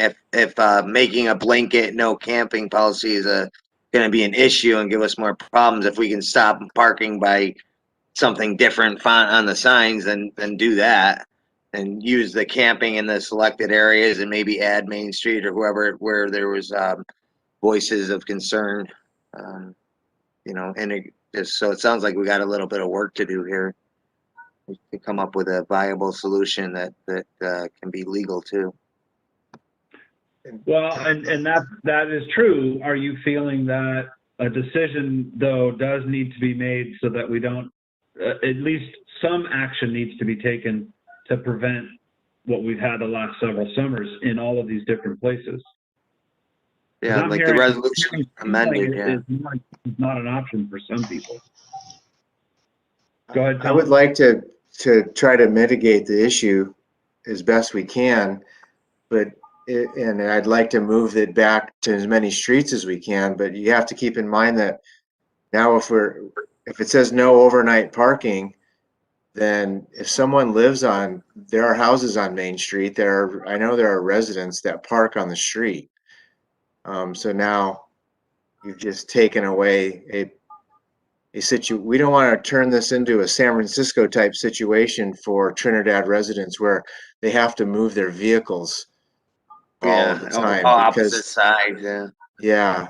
And I think your idea permitting of a residential permit is pretty solid, because we're not talking about people parking their cars. We're talking about people sleeping in their cars. Yeah. Right. And residential parking like HSU does too. I mean, they do that.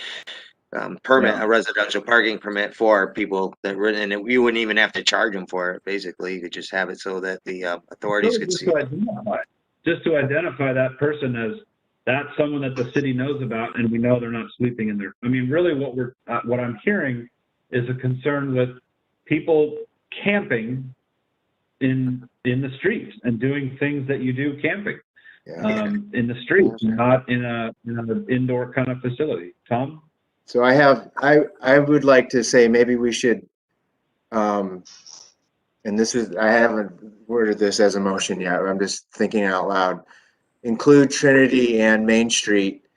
And I think we maybe can just say, I'm concerned about the no overnight parking because I don't think the sheriff's going to go around and start ticketing people. That's really not their game, is get parking tickets. But I don't want to push it with residents getting parking tickets by overnight. So no camping or sleeping in vehicle overnight. And then I would like to give the staff direction to develop a parking permit system so that we could go down the road and say no parking, overnight parking from 10 to 5 without permit. And I don't know if that's legal for the citywide, but I think that's something we should investigate. That sounds pretty simple. I agree. Simple solution too. Let me take a stab at a motion. I move that we amend. Oh, go ahead, Russ. Yeah, just to be clear, to the extent the city wants to adopt a preclusion on camping, that squarely invokes the concerns under Boise. And we would want to propose to the council a very thorough ordinance that we believe could pass constitutional scrutiny before you took that action. The action that was agendized tonight, though, is more limited in scope.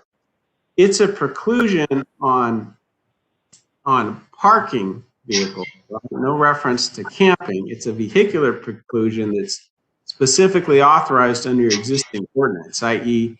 the ordinance allows the city to adopt by resolution and designate areas in which overnight parking is precluded by posting of signage. So you have a very limited authorized action by your existing ordinance. If you were to adopt a resolution basically to preclude camping detached from vehicular parking, that's going to require a little bit more analysis to make certain what we're doing is appropriate.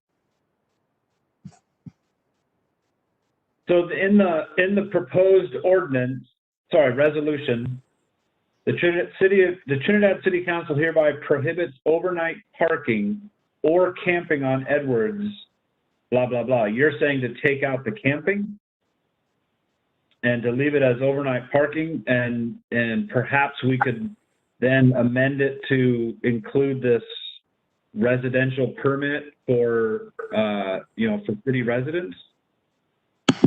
Yeah, certainly if it precludes overnight parking on a designated street and the council has some reason to preclude vehicular parking in that area is a problem or a concern. That is an action that's totally compliant with the existing municipal code that contemplates the council will designate areas precluding overnight parking by resolution. You can definitely do that. The more kind of comprehensive ban on the activity. One, I have some concerns about adopting that tonight because it hasn't been agendized for that. What's been agendized is these two specific streets were identified for parking preclusions under the existing ordinance. But certainly we can, if the issue is that pressing for the city, definitely you can direct staff to come back at your next meeting with more significant proposals along the line the council's contemplating. But any digression from what's been agendized would cause a little concern. Okay, that's good to know. Even adding a street. Yeah, theoretically, like Councilmember Davies, like if you're a member of the public and you look at tonight's agenda, perhaps you have an RV and then, it's going to be subject to some, parking preclusion, and you didn't, I'm not going to attend the meeting. I'm identifying Edwards and some other street. So anyway, that would be the concern. Understood. All right, so it sounds like then what we are, based on a lot of the input, all of the input, it sounds like we're really looking to mitigate the overnight vehicles in town in a way that doesn't conflict with the Boise decision, and to direct city staff to draft a new resolution that includes limited overnight parking on Edwards, the same place on Edwards, on Trinity, and on Main. And those are the discussions then that we would have at our May meeting to work on the finer details, including a mechanism for residents to apply for overnight parking should they need it. Yeah, okay, I can, are we ready for a motion, or do we need any more discussion? Because I'm just gonna take out the word camping basically, right, for tonight, and then we're gonna come back and do it. Continue. I think what Russ was saying though, David, is that we're expanding the scope of the resolution that's in the packet in a manner that is beyond the ability to make a motion tonight, because we're expanding it, we're tripling the area that we're talking about. Right, that's what I'm saying. I'm gonna delete part of it. I'm gonna delete the word camping, and just do it as it is right now, so that the public gets to review it when we do actually broaden it and expand it like we're talking about. Did I get that right? Jack? Aren't we right now asking staff to go back and update this, and then we will vote on it at a later time and not do any motions tonight? Is that what you're saying? Yeah. Yes. Okay, that's good. So Eli, do you have any questions then based on this discussion on how to proceed for the resolution for the May meeting?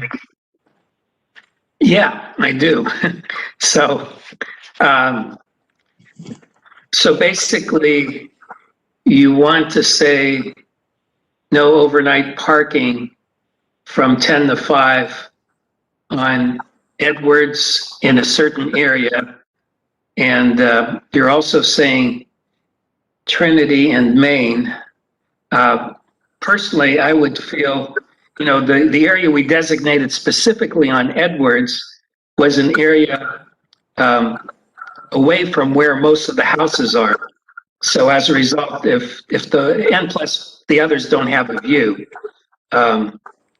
So at least that's what I was leaning towards. And on Main Street, what was suggested, for instance, the north side of Main, again, that would make sense because that's away from where the residents are and where the problem was. And then Trinity, you know, it's up to you guys if you want to include that in there, but we haven't seen a problem yet.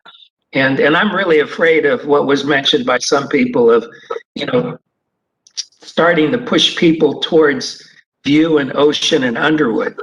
And I don't want that to happen. So yeah, I personally can see no overnight no overnight parking from 10 to 5 on the area that we indicated on Edwards between Trinity and Van Wyck. Both sides, unless you only want the south side. And then I could see including Main Street on the north side. And then I think that would be sufficient, in my opinion. So does that sound okay to everybody, or do you want me to specifically add other stuff? Jack, you were saying that you had seen some stuff on Trinity that gives you concern. And again, we have to always keep in mind when we limit in one place, we're likely to push it somewhere else. So we want to anticipate where the problem areas are going to be.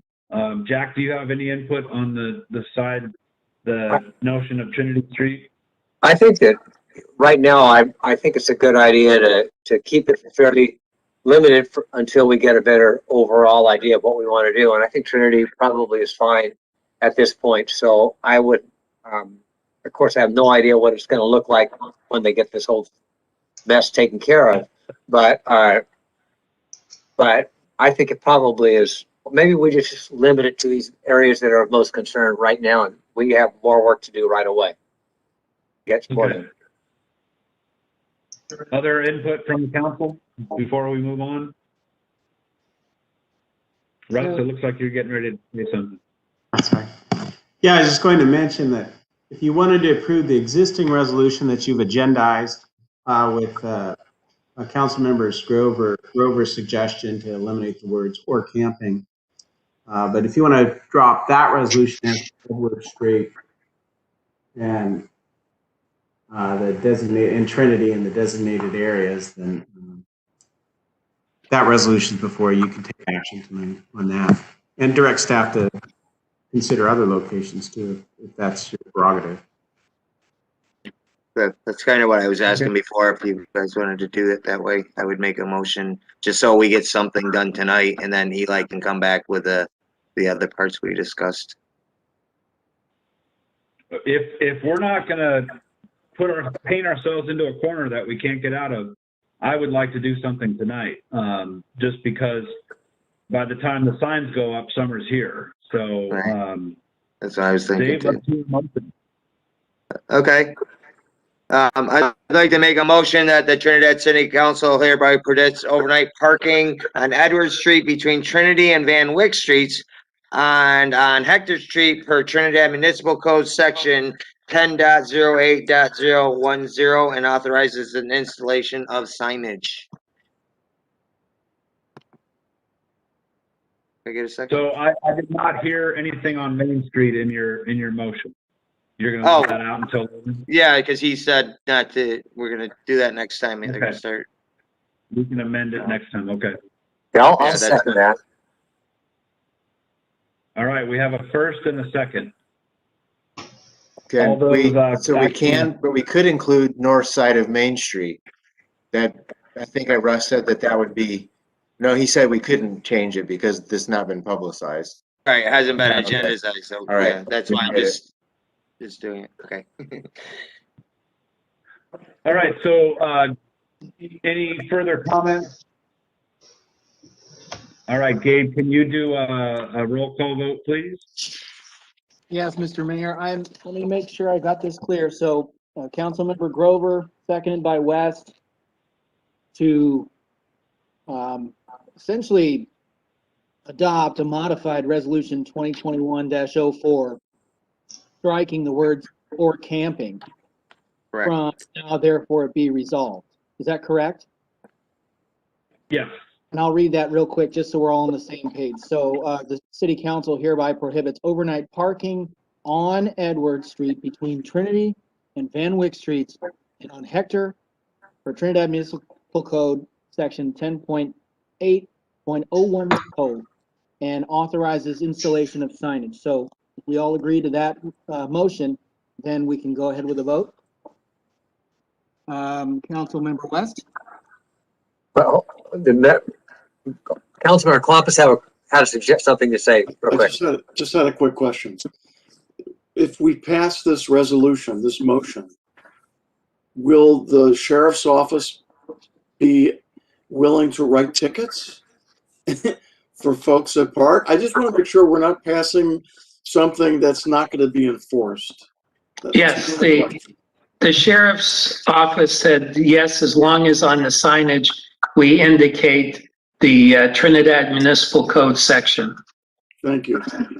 Okay. Okay, I'll say yes. All right, let's resume the roll call. So we got a yes from Councilmember West. Klompus? Yes. Ladwig? Yes. Grover? Yes. And Davies? Yes. Passes unanimously.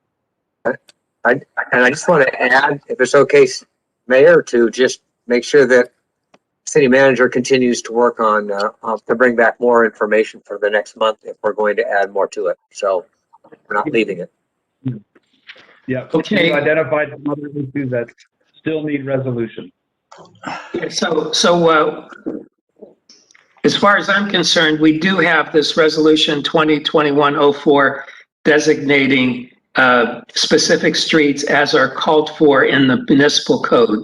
And those streets would be Edwards between Trinity and Van Wyck and Hector Street. And then what we will do is do an identical resolution at the next meeting identifying the north side of Main Street.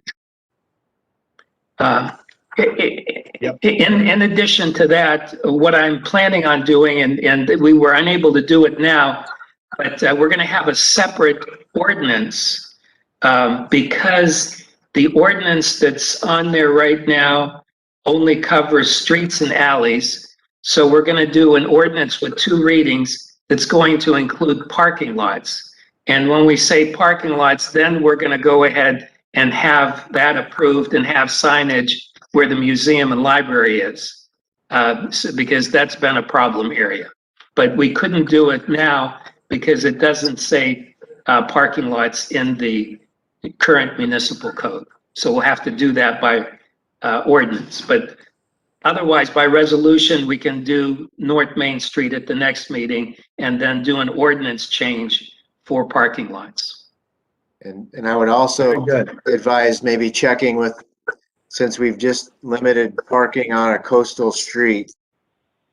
You know, I mentioned this earlier about, I don't know if a coastal development permit is needed for that because you've changed the use of that access area. That's the process, I believe. So I'd like to know further on that. Okay, yeah, we'll check into it. I think hopefully the main reason that we're changing it is only to limit certain hours, which would not be the hours when you want to really have visitors. And because during the hours that we want to encourage visitors would be during the daylight hours. So I think in that case, hopefully they'll be fine without the CDP. But you're right, Tom, I will check with the Coastal Commission. Okay, thank you. All right, thank you for that discussion, all, and we're going to move on to our third agenda item, which is number 2 on our agenda, presentation discussion of the fiscal year 2019-2020 audit. So thank you very much for joining us this evening. I turn it over to our auditor. Ladies and gentlemen, and members of the City Council, I want to thank you for the opportunity to perform your audit this year. Given the difficulty with auditing your documents, your City Hall did a very good job, and your bookkeeper with providing us with the audit evidence that we examined. We found the accounting records that we did examine to be in very good condition. We completed our audit procedures this year without findings or issues, and were able to issue our independent auditor's report without qualifications or modifications. And this is also known as a clean opinion. As we mentioned to management in our letter to the council in January 2021, there's limited segregation of duties in the accounting department due to the small office staff. And this is a very common issue with small governments, and it is difficult to find a cost-effective method to reduce these risks to an acceptable level. So in these kind of limited control environments, and what I mean by that is when you have people open the mail, make the bank deposit, prepare checks, and are involved with the issuance of checks and cash in general. It's good to have segregation of duties. In these kind of issues, it's very important for the City Council and those charged with governance to let employees know on a regular basis that fraud will not be tolerated. And if violated, there are circumstances that could lead to their termination. We have found that when there's communication like this on a regular basis, the employees become aware of the risk involved in misappropriating assets. So that's one of our recommendations, is the council and the management be involved with talking to staff members on a regular basis about integrity and honesty and the protection of these city-owned assets. These are citizens' public trust money that you are involved with. The virus has affected many California cities, as you all know, especially those involved with tourism and sales tax. And of course, sales tax and tourism, or TOT, hotel tax, is the primary operating fund sources of revenue for the operating fund. In the case of Trinidad, property taxes generally provide for only 15% of the operating revenue, where sales tax provides as much as 40% of the general fund operating revenue. And then TOT, or hotel tax, provides 20%. And then the rents from vendors such as the Verizon and the other people that rent city property provides 10, 15, 20%. But this particular year, fiscal year 1920, the rents provided close to 20%, and Verizon paid the town over $100,000 for rent for the head. So as you can see, any town that's involved with tourism is subject to fluctuation in revenue, and this year in particular. So as we all know, any disruption to those revenue sources can severe, I don't think that's me, it can provide severe limitations to the city in providing citizens with the services that they normally provide. So what other cities have done because of this virus issue is reduce the hours that employees work to 4 days a week, and other cities reduce the limited hours at the front counter. Now, Trinidad already implemented this a couple of years ago by reducing public counter hours so that they could get some work done. So these are what some of the other cities have done because of the virus. Some cities actually have good cash flows and are able to help their local cities with operating grants, just straight cash, to help some of these small businesses stay in business. Another thing we've seen lately is that with the lower interest rates, property sales are increasing through the roof, which is a good thing for cities that get a good portion of their revenue from property tax revenue.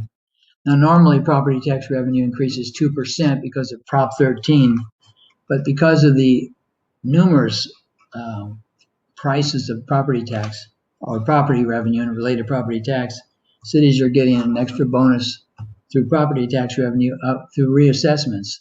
So that's one of the benefits that some of these cities are operating under right now. And of course, the biggest unknown that most small cities face is how is the state's budget going to affect them? If you remember 15, 20 years ago, during that recession of 2008, the revenue dropped suddenly and the state revenue dropped as well. And the city or the state figured out a way to borrow money from the cities through something they call the triple flip, where they take the sales tax money that goes to you, then they borrow it back and they promise to pay it back in 3 years.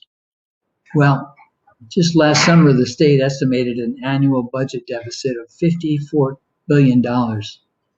Then in January this year, the state estimated a $15 billion surplus. So in 6 months, they had a $61 billion swing. Now, the reason I tell you this is how is it going to affect the city finances? Well, of course, we don't have a clue how it's going to affect the cities, other than a lot of these grants that the city has been receiving for the past 5 years for infrastructure improvements. There's no guarantee that that revenue is going to be there in the future. So if we look at history, the state will always figure out a way to borrow money that the city is legally entitled to. Now, speaking of grants, it's been very noticeable in the past couple of years how much the city has received in state grants for their infrastructure. Actually, it's very impressive to see how much money you've received, when literally millions of dollars, because I remember when your annual budget for the general fund was just $200,000. So having a grants manager has really worked out well for the city.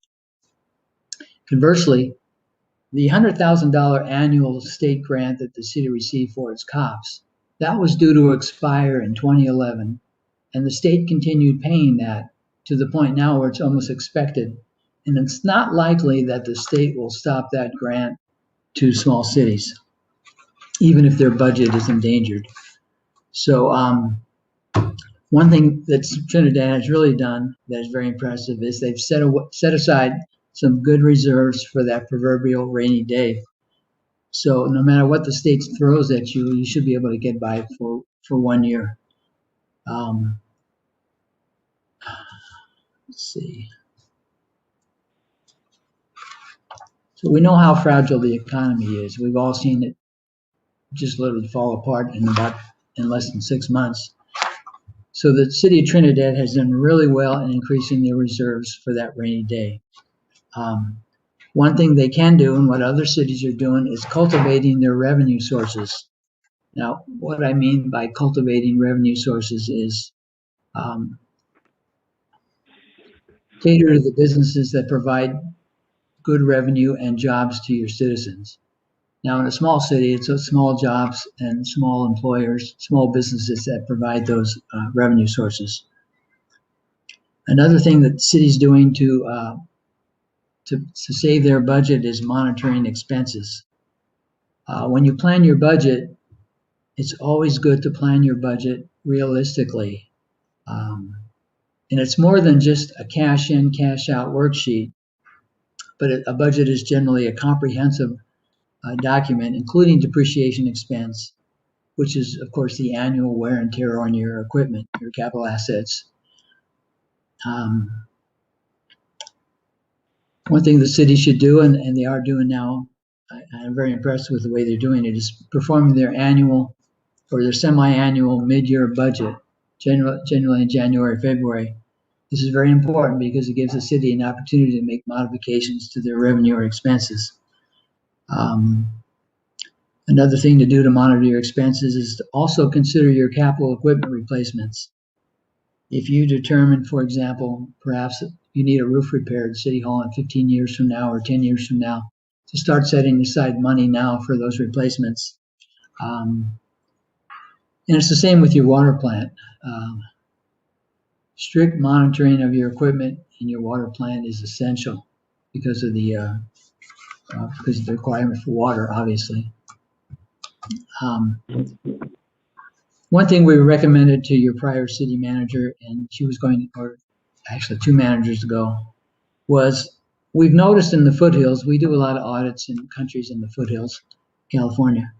There's a lot of cemeteries that are just neglected or just actually abandoned. And we recommended that the city consider establishing an endowment fund for the future maintenance of your cemetery. Once your plots are all sold, there's no revenue coming in for maintenance. And so to set aside an amount and then have a professional actuary manager or something like that manage it. And there are professional managers that do this for endowment funds. The city establishes a fund with some seed money, and then every plot that's sold, a portion of that goes to the endowment fund, so that 25, 50, 100 years from now, this fund will be able to provide maintenance for the cemetery without interfering with the city's general fund budget. So that's something we recommend for cities that have cemeteries. So other than that, the city seems to have done pretty well despite of the pandemic, only because the epidemic affected your TOT and your sales tax, probably the last 3 months of your fiscal year, which would be April, May, and June of 2020. So it's going to be a lot worse for fiscal year 2020 and 2021. Anyway, that's my presentation. Do you have any questions or comments? Any questions or comments from the council? I just want to thank you. That was very well done and very well explained. And it was more encouraging than I expected to. So thanks. Oh, you're welcome. Actually, I remember when we did your audit the first year, I think your annual budget was $200,000 in the general fund. So you've come a long, long way. Yeah. And I was really happy to hear that we took the steps of making reserves because we didn't know there was a pandemic coming. Well, I just audited the city up north. They have a $3 million annual budget. Their reserves are $200,000. They could barely get by a month with those reserves. Yeah, thank you very much. Very, very informative, and it's nice to see your face. You've been with the city a long time, and I've only heard your voice over a telephone connection at these annual meetings. So nice to finally put a face to the voice. I'm sorry you have to see it like this. I just had surgery Friday. Oh, no problem. Thank you very much. Yep. Yeah, thank you for your work. Thank you. Nice job. Thank you very much. You're welcome. Well, we appreciate the good news, and we look forward to working with you again next year. Oh, me too. At least 1 or 2 more years. There you go. All right. Well, thank you again for our presentation, and we will move on to our next agenda item, which is discussion decision regarding installing stop signs at the 3-way intersection at Trinity and Edwards Street. I will turn this over to, I believe Richard is going to introduce our topic tonight. It is. But we'll also have Josh Wolf on the Zoom tonight, who is our traffic expert with SHN. So we have a lot of experts in the room. So Richard, why don't you start with this? Okay. And then Eli, and then Josh. Thank you. Yeah, and Josh is GHD for the record. Oh, sorry, GHD. Alphabet soup up here. Sorry about that. Gabe, can you bring up the presentation? Yeah, just bear with me for just a second. Sure.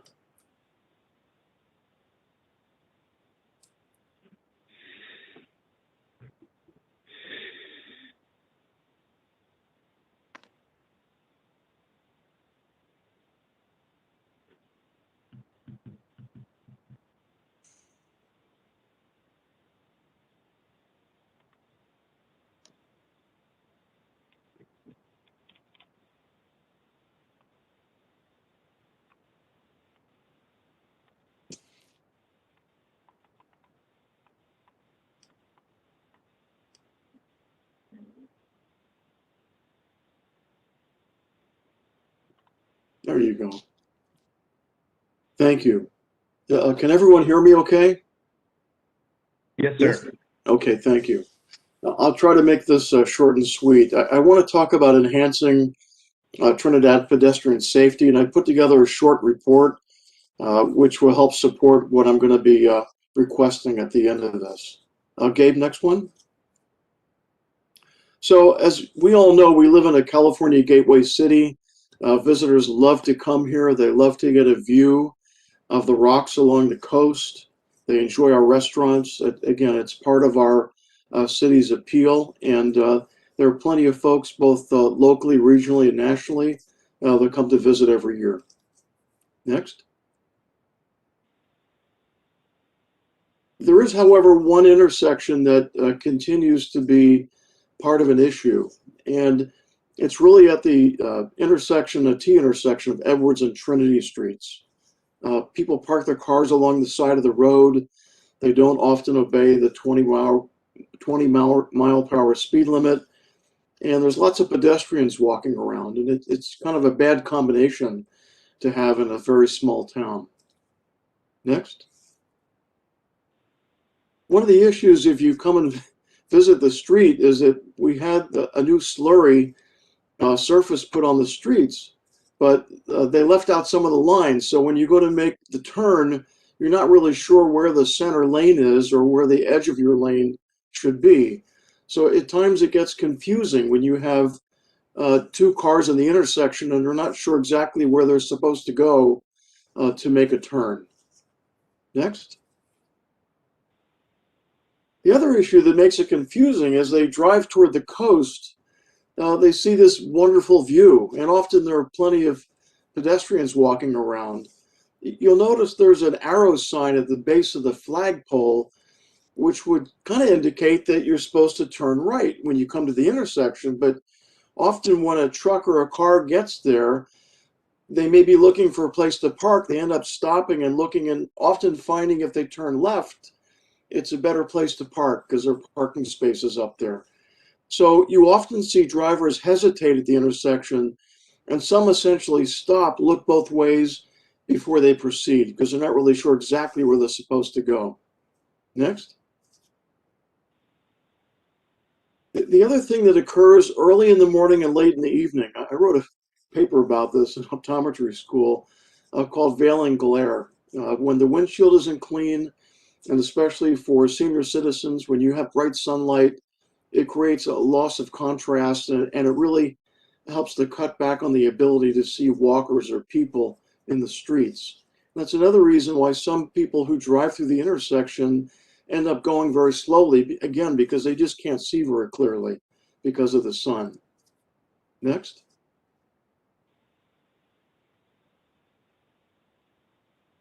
On the other hand, you often have people that kind of race around the corner.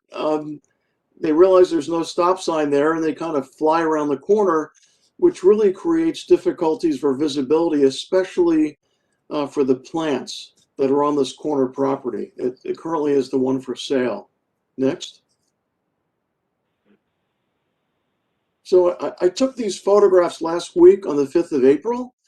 And you'll notice that there's quite a bit of overgrowth, and we're recommending that when folks walk in town, they wear a mask and they maintain a 6-foot social distance between it. So if you've got a group of people walking up or down that sidewalk and another group approaches them, the only place to go is in the street. And that creates a problem because, again, you have people come around the corner, they can't see because of the plants, and I drew in an arrow here for a recommended trim line. They really should be cut back so that people who walk the sidewalk have the entire sidewalk to walk on. And there comes a point, I think, when you go to trim bushes and so forth, that when they're that overgrown, you either have to cut them in half or you simply remove them. And I think some of these bushes are old enough that potentially trimming them back is not going to be the answer. But the answer may be to simply take the bushes out. And to me, that's really the responsibility of the owner of the property for this part. But it's considered really reducing visibility and getting people to walk in the street, again, where there are cars that may not see them. Next. This intersection is not a new issue for residents of Trinidad. Back in July of 2009, the city had a town hall meeting because folks were concerned about the safety in a number of areas in Trinidad. And back in that July meeting, they indicated that there may be a benefit of installing what we call an all-way stop sign, a three-way stop sign at Trinity Street and Edward Street. So that was in July. The city paid for a technical study called a technical memorandum. And in fact, one of the folks, Josh Wolf, was actually one of the ones that received the report. The council received the report in November. So it took 4 months to get the report. And the council looked at this report for a couple months, and I want to kind of review what the council did. Next slide.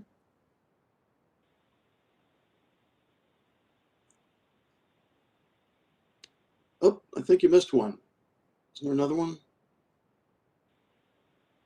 Oh, I'm sorry. Go ahead. Keep going then. I'm sorry. Okay. So before I get to the council, I want to just review 2 sections in the technical memorandum. These are recommendations made by the folks that did the analysis. And section 3.1 indicates that it's justified to have a three-way stop sign at Trinity and Edward Street because of the satisfaction of a warrant and sound engineering judgment. There has to be certain conditions to recommend an all-way stop sign. In this intersection, satisfied a warrant and sound engineering judgment. In addition to that, section 3.2 indicated that you need to have a crosswalk, but you need to have a crosswalk in combination with an all-way stop sign at this location. So these are the 2 technical memorandum recommendations made back in 2009. Next. So I want to review without judgment what the council did. They met in January 13th, and they passed a unanimous resolution to paint some curbs red. They also authorized an Edward Street Safety Advisory Committee, and they also were trying to put together a resolution to justify the 20-mile-per-hour speed limit on Edward Street. So a month later, in February that year, 2010, they made no decisions again further than what they did the last month, but they did review the safety actions. They looked to see if they could get a Caltrans grant to help them with transportation planning, and they asked the city manager to come back with a list of improvements and a grant update the next month. So the third month the council looked at it, they did pass a unanimous resolution to install the crosswalk. They did that without the stop signs. They relocated a center line, they painted a pedestrian lane, and painted fog lines at the edge of the road, which means essentially they agreed to paint the road, but not do anything further at that particular stage. Next. So from a safety perspective, what I am recommending is that we make this intersection according to the 2009 technical memorandum that the city paid for by an independent analysis to make Trinity and Edwards an always stop intersection. There's already one stop sign at the bed and breakfast. There will be one added on the Trinity side and one added on Edward Street side. I did request a question to Trevor Parker back in December whether or not the city could put up stop signs without requiring Coastal Commission permission, and she said that's accurate. If the city wants to put stop signs in, they have enough information and enough support at this point based on the study they paid for back in 2009. In checking with GHD, the cost of the stop signs would be approximately $350 each, which would be paid for by the current downtown pedestrian connectivity project. It would not cost the city anything. It would be simply folded in to the current project. And I have stated that the work is going to begin in 2 weeks, but the work already began this week on that particular project to create ADA compliant sidewalks in the city. So my analysis so far indicates that the city initially had concerns by residents about safety. the city paid for and commissioned a study which came back and recommended an always stop sign at this corner. But at that time in 2009 and 2010, the city only decided to paint, not to do a stop sign or make this an always stop sign intersection. So I know there'll be plenty of discussion. I had heard indirectly that there may be some concerns with cultural resources, that putting stop signs so close to the bluff might be upsetting. So I sent this presentation both to the Yurok Tribe's Cultural Monitor, and I also sent a copy of this to the Churi Ancestral Society asking for their comment to make sure that everyone is in agreement that we can put a stop sign at the top of the hill to prevent hopefully somebody from getting in trouble or getting hurt. So after the discussion, if you can go to the last slide, Gabe, please. I'd like to make a resolution or a motion to increase pedestrian safety by adding 2 additional stop signs at the intersection of Edwards and Trinity Streets with the expense covered by the Downtown Pedestrian Connectivity Project. So that really concludes what I wanted to present. I'm hoping there'll be plenty of public comment and also comment from the council to reach what I think a satisfactory conclusion to this issue. But thank you for your time. Thank you, Richard. Why don't we have Josh Wolf weigh in, just because his involvement has been since the beginning. Josh, is there anything that you would like to add to Richard's presentation? Not too much to add. I would just support, a lot of the presentation facts and conclusions that Richard made. Certainly this has been looked at for a number of years.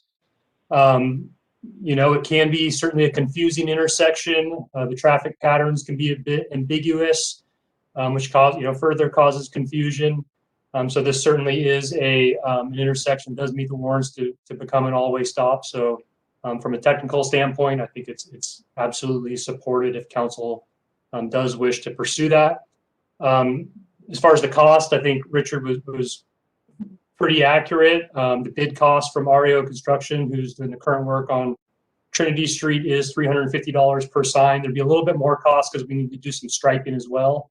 We'll need to add a stop bar on Edward Street as well as the stop markings. So you're probably looking at, $1,500 or so, but there is contingency in that project to cover that. So I don't anticipate any additional costs from the city from that aspect. So yeah, I think I'll leave it at that unless there's any questions. Well, from your perspective, Josh, I'm curious about the visibility of the stop sign on Trinity Street as you're approaching the bay. It seems that large vehicles often park there. It's starting to slope down. Is there a way to mitigate the potential difficulty in seeing a stop sign, given just the lay of the land there? I'd have to go out and look at it. I did look at it just on Street View recently. There's a pretty long red curb there already. So it seemed to me that visibility would be adequate. In addition to the sign, there would also be the markings in the road. So if someone wasn't able to see the sign, they would certainly hopefully see the marking. So I don't foresee any issues, but I'd have to take a closer look. Okay. At this point, Gabe, would you mind to stop sharing just so that we can see all of the participants? Sharing of the screen. There we go. Thank you very much. Jack, question? Comment? I'd like to ask Josh a question. We've walked up and looked at this, and the same question Steve had. Would we have to put a stop ahead sign or some kind of a sign on Trinity in order for people to recognize that there's a stop sign ahead? Or would that be necessary? A stop ahead in this situation would be optional. It wouldn't be required. It could be something you could certainly add. When you do add new stop signs, you do add some additional temporary signage or flaggage to them. So at the top of the sign, you'd end up with 2 red or orange flags that would be put in place for, a month or a number of weeks just to draw attention to it as it's something new. But as far as a stop ahead, that'd be optional. Thank you. David? Thanks for the presentation, too. That was very informative. I wondered if there was any discussion about like the one going down Trinity being a yield sign or something where there wouldn't be 3 total stop signs, the one coming up, because I always envision the crosswalk going across Edwards as well, because people walk there constantly. So it seems like they need one, but it would be almost a yield. Obviously, California laws yield to pedestrians, just to keep part of it going, because it almost seems like people get stumped at always stops a lot. Yeah, you can't mix yield and stop, so you couldn't have those at the same intersection. And then as far as a crosswalk across that western leg of Edwards, that has come up. At this point, we don't recommend it because we are concerned with the lack of ADA accessible route. It's not a legal path of travel through there. It's a highly used area for people out of town and tourists. So I would just caution to put a crosswalk there, which likely would not meet the standards for a crosswalk. It's certainly something that could be done in the future, but I think it'd be could be a more expensive, more costly, more in-depth improvement at this point. Probably not necessary. It also, the other reason, sorry, just real quick, the other reason that we wouldn't put one there is that is, the Trinity and Edwards have higher traffic volumes. So people are going to cross that Edwards Street. We would prefer, frankly, that they cross on the east side where volumes are less. Right. Okay. Thanks. Other questions from the council for Josh or Richard at this point? All right, I'm going to bring it out to the public. Any public comments on this agenda item?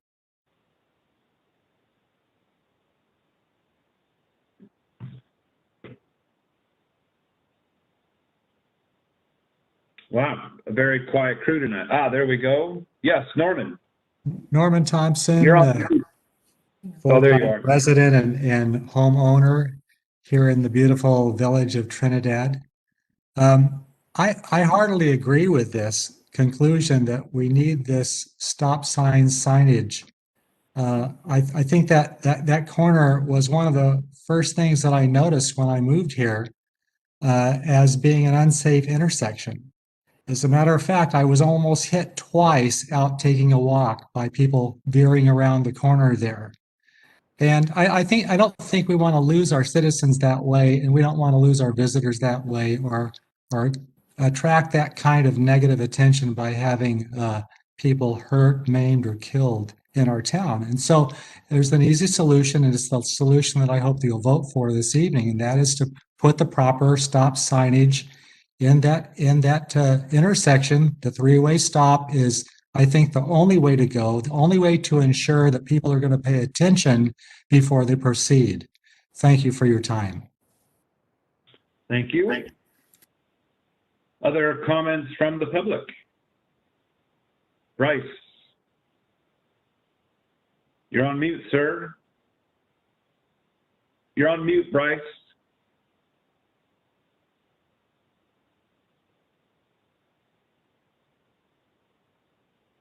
Still on mute. Gabe, can you unmute Bryce? There we go. Oh. Try removing the headphones, Bryce. Unplug them from the machine, maybe. That's what I have to do. Is that the problem? Can you hear me now? Yeah. There you are. Oh, not now. Now you're muted. On mute. How's that?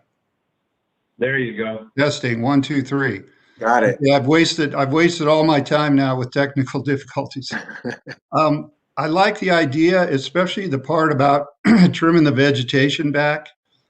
And on that topic, we got the same problem over at the gas station. When you're pulling out onto Main Street, if you look to the left towards the freeway, the vegetation has grown out quite a bit. So it's you can't really see who's coming there. But I like the basic idea, but I think maybe you ought to think about holding off on a stop sign coming up the hill at this point, because as Richard said, a lot of people kind of stop anyway at Trinity. And they, you know, they look or whatever, they pause. But we don't want to create a traffic bottleneck if there's really no reason to. And the other thing that should be done, regardless of stop signs, is the stripage. Used to could follow that around to the left as you're coming up the hill, and people would just naturally turn onto Trinity. And that's better than if they go straight and come up Ocean, because Ocean's not designated as a main thoroughfare. It's not as wide, it's totally residential. So I think we ought to discourage people from that. And if you have an additional stop sign at the top of the hill, it might give them a chance to stop and look and say, oh, I could go straight here. And I think we should discourage that. So I like the basic idea, but I think you ought to think about starting with one stop sign, see if that solves the problem. If it doesn't, you could add the third one later. Thank you.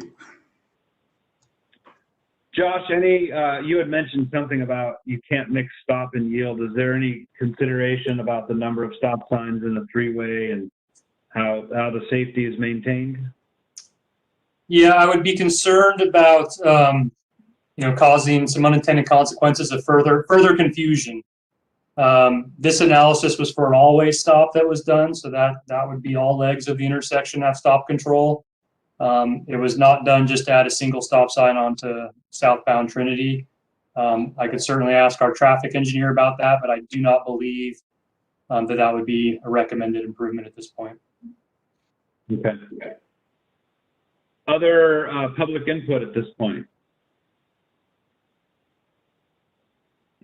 Seeing none, I'm going to bring it back to council for final discussion.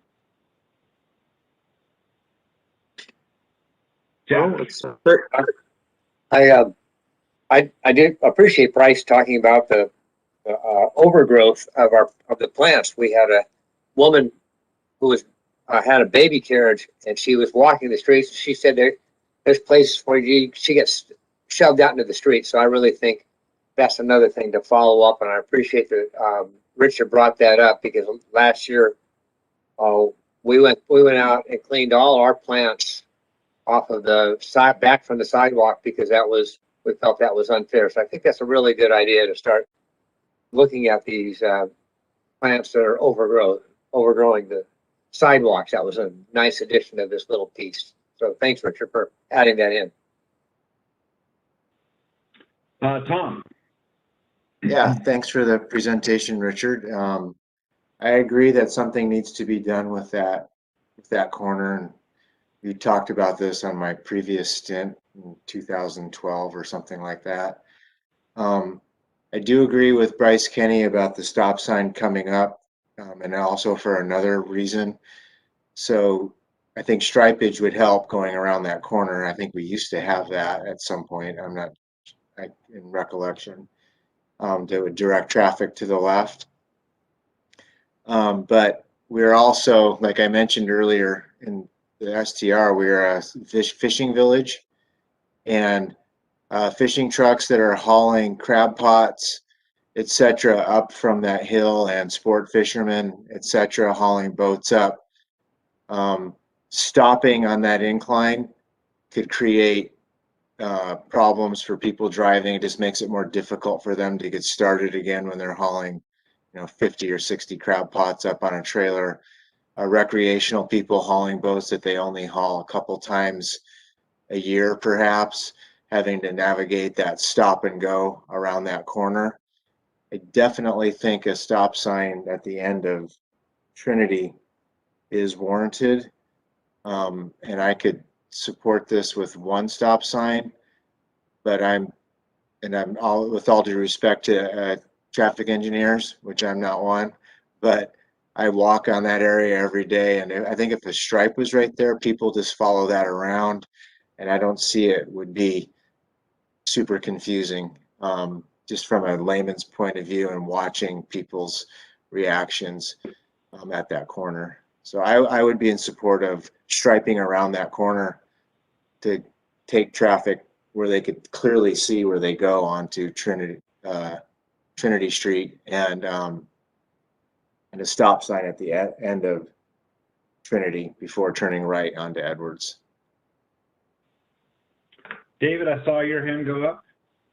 Yeah, I'm just pretty much going to reiterate what was said before. Like, I don't know, it seems like everybody wants a different option here besides the recommended one from 2009, maybe because it was so long ago.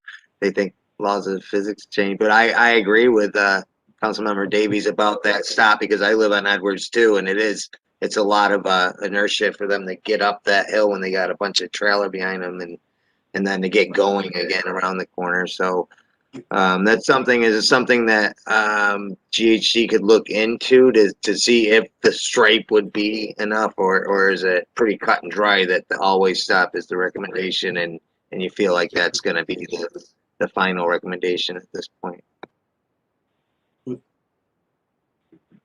Richard?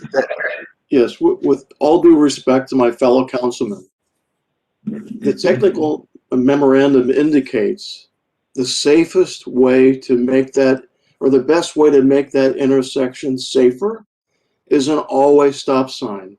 Section 3.1 indicates, section 3.2 indicates. So I understand there's this hesitancy in town that we're a fishing village, but I've got, you know, a 5-ton RV, and if it can't go through a stop sign and start again on a hill, then it shouldn't be roadworthy.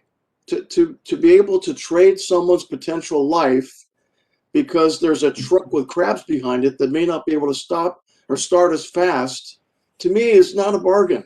It's a poor choice. If you're going to go by safety, then to me, you look at what the professionals recommend and you act on it. To put one stop sign there, to me, is going to make it worse than currently what it is. So again, I just want to iterate, we're a fishing village, of course, but we need to provide safety for both our residents and visitors. And if we can't provide that, then to me, it just creates a responsibility for the city that we need to fulfill. And the city went through this in 2010.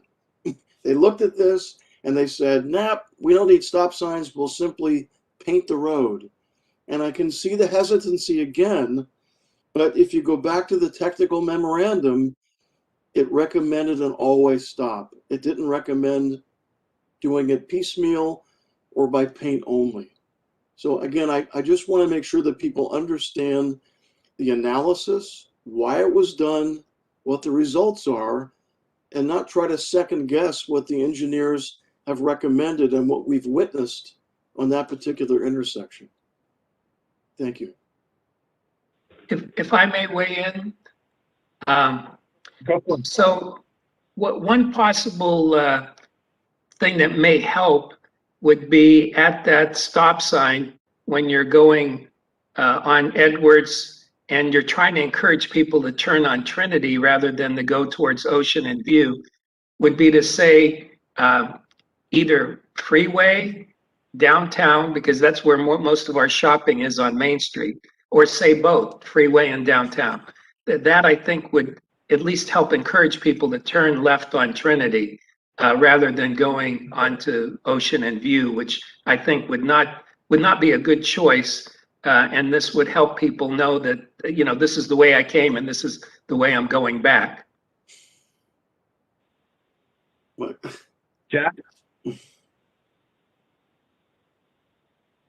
I like what Tom said, but I also like the idea of a stop sign, but I do think it's really important that we make sure if we're gonna, no matter what, that we put that striping back in there. I think that indicating that left turn, no matter what we do, is really important. So I'll go along with both stop sign if always stops, but I really want to make sure that along with this, we're gonna get some good striping that indicates people should follow that turn to the left, along with possibly Eli's ideas too.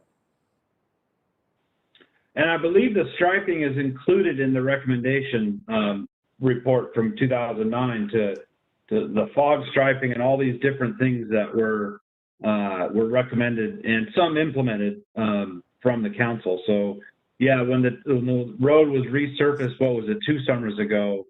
I think that just got overlooked, returning those stripes back to that corner. I too am gonna really lean towards going with the recommendation as is, with the 3 stops.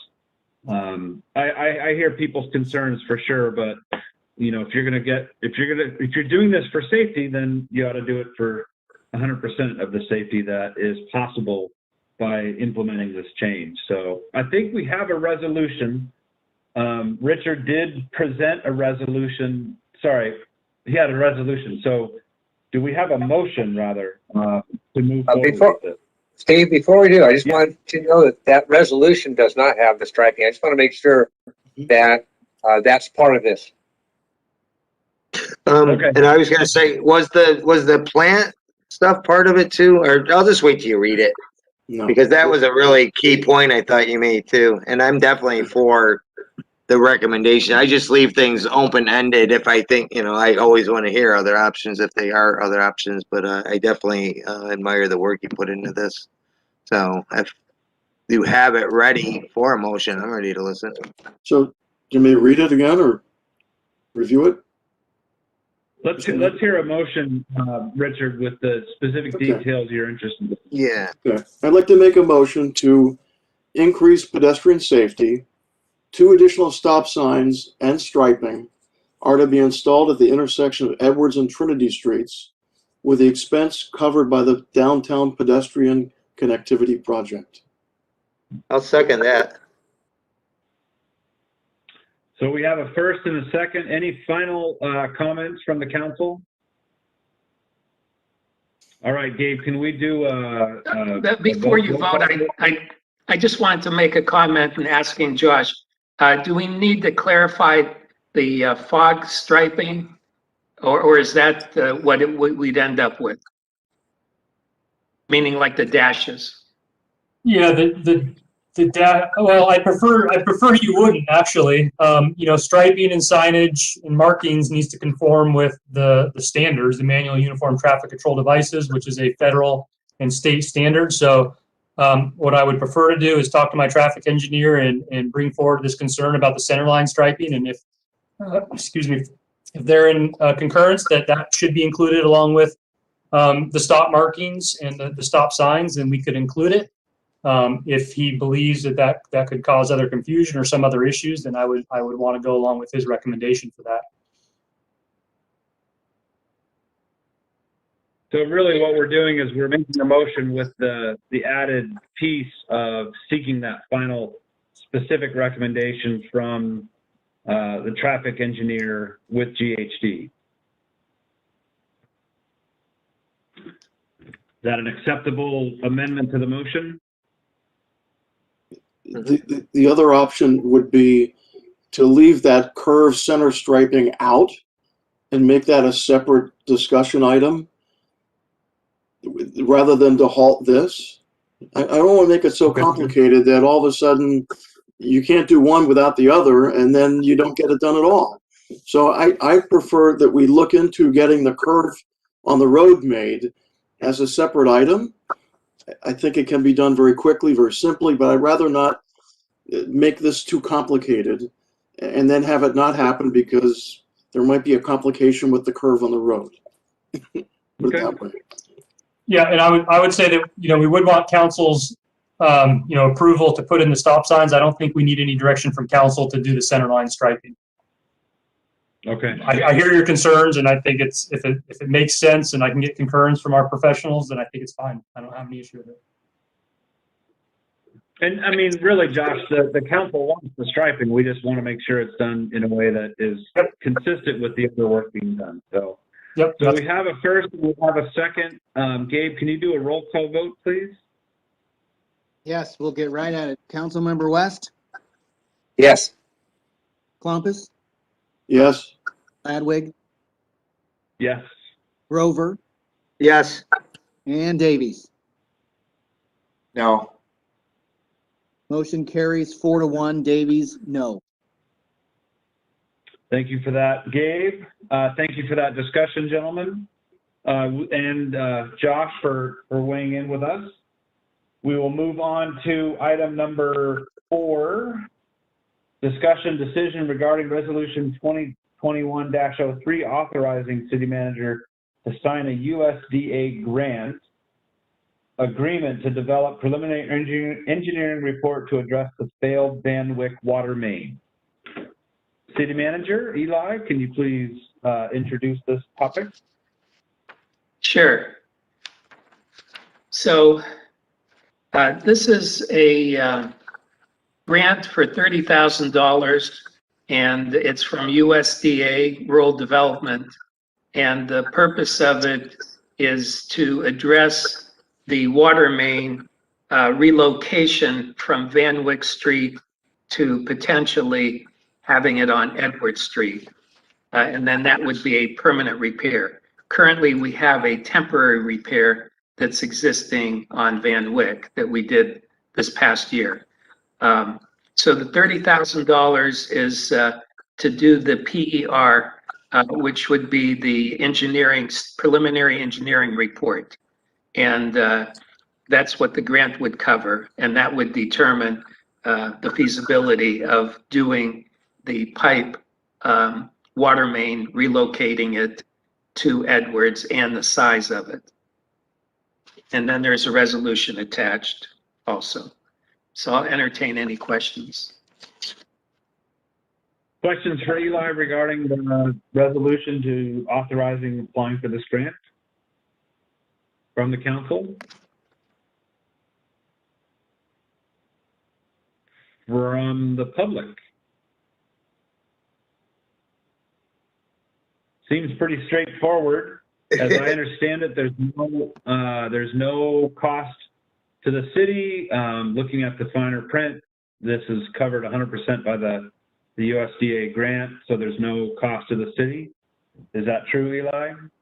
Yes, there is no cost to the city, and I do want to indicate that we had already submitted for the grant. They indicated to us that they're in the process of approving it. There was a question whether or not it might have been approved by today's date. But either way, it should be approved probably within the next week or two. And the resolution is simply for me to sign it. Yeah. Tom? Can I ask a question about the grant real quick? Sure. So this is just for their engineering report, correct? And then Yes, that's correct. we'll have to be looking elsewhere for funds to relocate and. Exactly. Okay. Bryce, I think I saw your hand go up.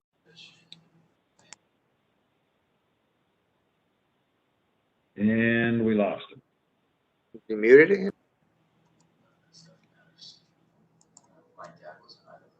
Man, I'm all thumbs with the controls tonight. Sorry. There you go. Yeah, I guess I misread this article, this item. I thought it was to keep the water line running down Van Wyck where it is now. But if I understood Eli, I would move it over to Edward Street for the water pipe. And the thing what it occurs to me is that I'm pretty sure that all water systems benefit the more looping you have. So it creates a redundancy. So in other words, if the pipe on Edwards broke, but you had the one running down Van Wyck, then the people at the bottom of the hill would still be able to have water, or vice versa. And I guess that'll be considered in the engineering study. But it's just a point. I wanted to make sure that's not lost on everyone. That it seems like there could be a downside to moving it over to Edwards because you'd lose that redundancy of having an extra line. That was all I wanted to say. Thanks. All right, thank you. Other comments or questions from the community? Jack, did I see your hand go up? Nope. All right, at this point, we have exhausted our comments. Do we have a motion to approve city manager to sign the USDA grant? I'll make a motion to approve that the city manager sign the USDA grant and proceed with preliminary engineering report to address failed Van Wyck water main. I'll second it. First from Grover, second from West, I believe. Gabe, can we do a roll call vote, please? Yes, sir, Mr. Mayor. We'll start with Councilmember West, Yes. Klompus, Yes. Ladwig, Yes. Grover, Yes. and Davies. Yes. Motion carries 5 and no. Thank you very much. Moving on. Discussion decision regarding revised draft resolution 2021-02 establishing water advisory committee. Ms. Levine, just so you know, I'm going to be calling on you here in just a minute. So I'm going to start with our city manager, though, who's going to introduce this item, please. Okay, so we had this on the agenda at the last meeting. This is to create a water advisory committee. And we had the resolution on the agenda, and the only area that needed modification was the committee membership. And at the last council meeting, it was decided by the council, at least given us direction, to have the Water Advisory Committee consist of 5 members, 2 from the City Council, 1 from the Planning Commission, 1 Trinidad water customer who could live within or outside the city, and the Public Works / water plant director. So this resolution was modified to accommodate that. In addition to that, maybe we can make it clear today in our discussion, but in what I have heard since our meeting was that the water, I can't remember exactly what it's called, but what the water study that was prepared by Trevor, and as far as the conservation, that had suggested having a water response team, which basically can address conservation issues and how to best address that, because we are going to be facing that this year. So I'm seeing the Water Advisory Committee to be focused on redundancy and trying to find some other possible ways to bring water to the city, and such as the ones that have been suggested by Supervisor Madrone. And then in addition to that, we'd have this separate water response team, which would have a different composition and would entirely be geared towards finding conservation methods and addressing water shortage.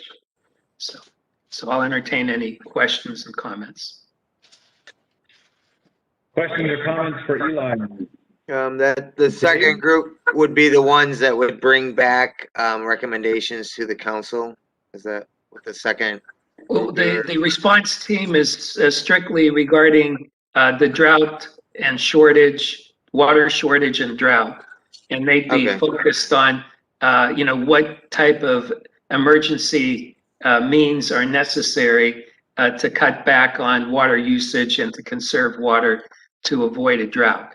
Versus this Water Advisory Committee would be focused on finding alternative and additional ways of bringing water into the city.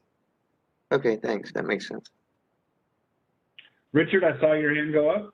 Yeah, Eli, it would also involve things like helping to cut back on leaks in the system, working on the storage tanks, but it's really to make the system more water resilient, versus the shortage committee is really now how do we talk to our citizens about a water shortage, and how do we help them cut back on the use of water? So this very important standing water advisory committee is really a public a committee that would have public meetings that would generate a plan to help, again, increase water resiliency. It would be quite broad in its responsibility, but it's really about making sure that Trinidad in the future has sufficient amounts of water that it can remain a vibrant community.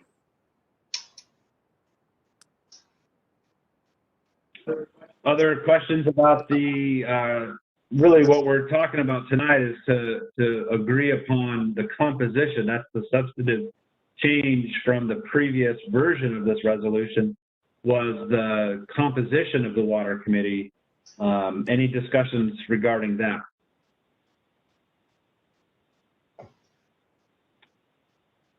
And then Paula, we're going to seek your input here in just a second. I just want to make sure that the council is in agreement on what the point of this discussion item is. To really, the resolution that we're passing is going to, in essence, establish the Water Advisory Committee, its role, its composition, and so on.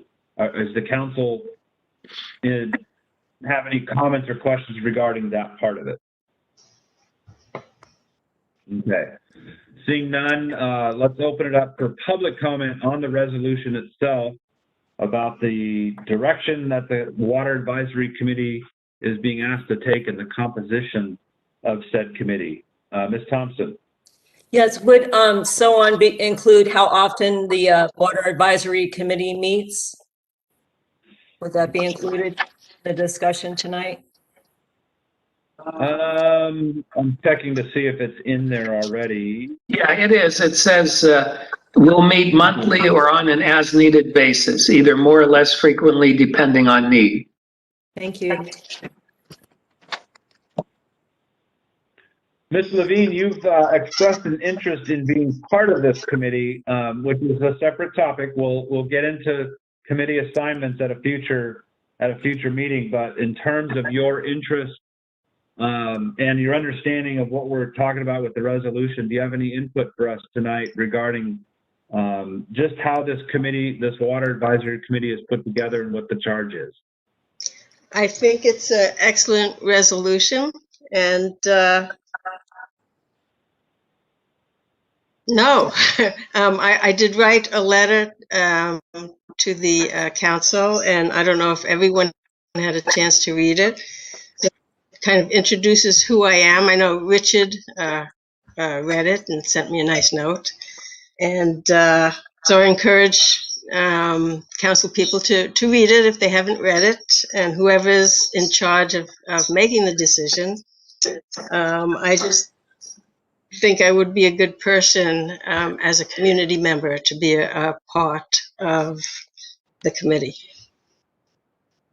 Excellent. What we'll do, just city business wise, is at our next meeting, likely is when we'll start appointing people from the Planning Commission, from the City Council, and a water paying customer. And so we have your letter of interest for sure. I just wanted to make sure, in essence, you knew what you were signing up for when you submitted that. So that's really what tonight is all about. Well, if I have a moment to answer that question, in sitting in on this meeting, it's the first time I've ever sat in on one of your meetings, and I really have a much deeper and broader appreciation of all the time and effort and work and details and things that you deal with. But in reading the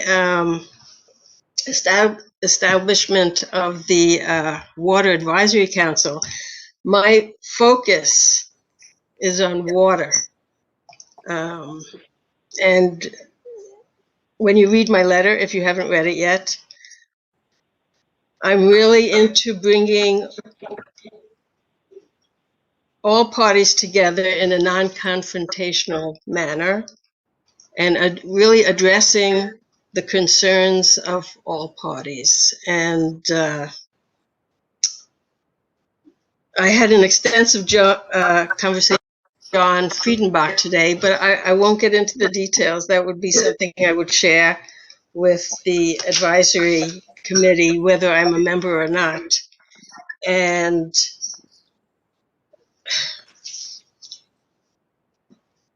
there are a lot of ways to limit growth. Other than not tying in to the Humboldt Bay Municipal Water District.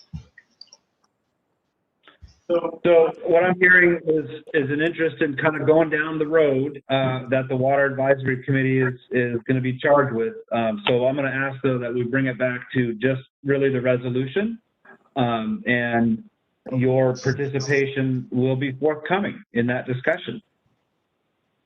Thank you.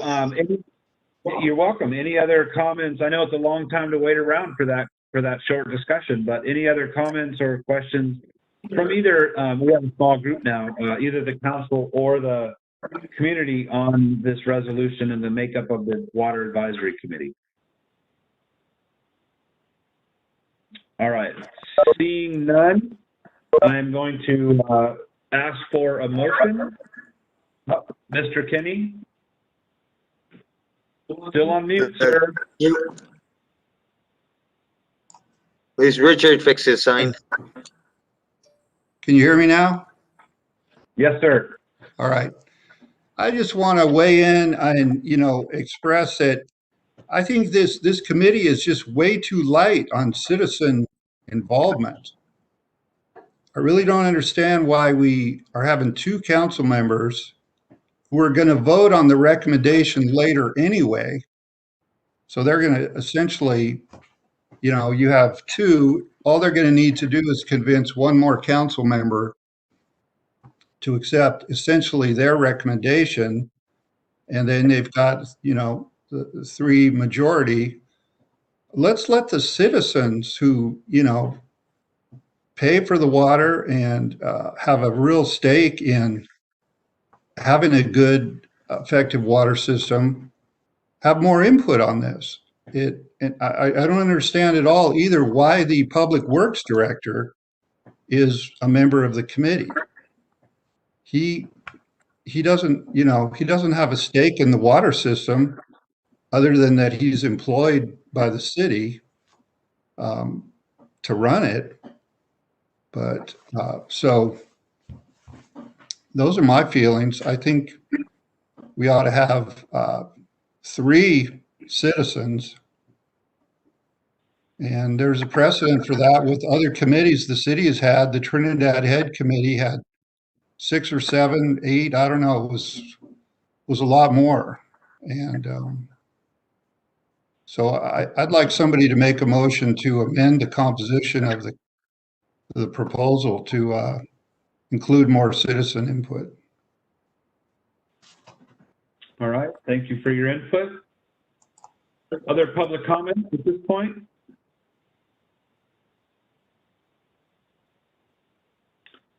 All right, seeing none, I'm going to bring it back to the council for discussion and a possible motion.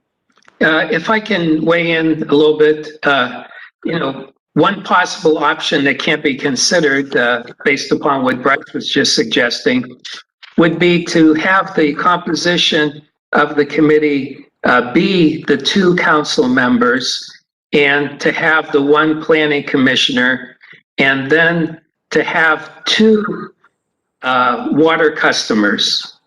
And then the Public Works Water Plant Director could just be a staff member that would attend the meeting.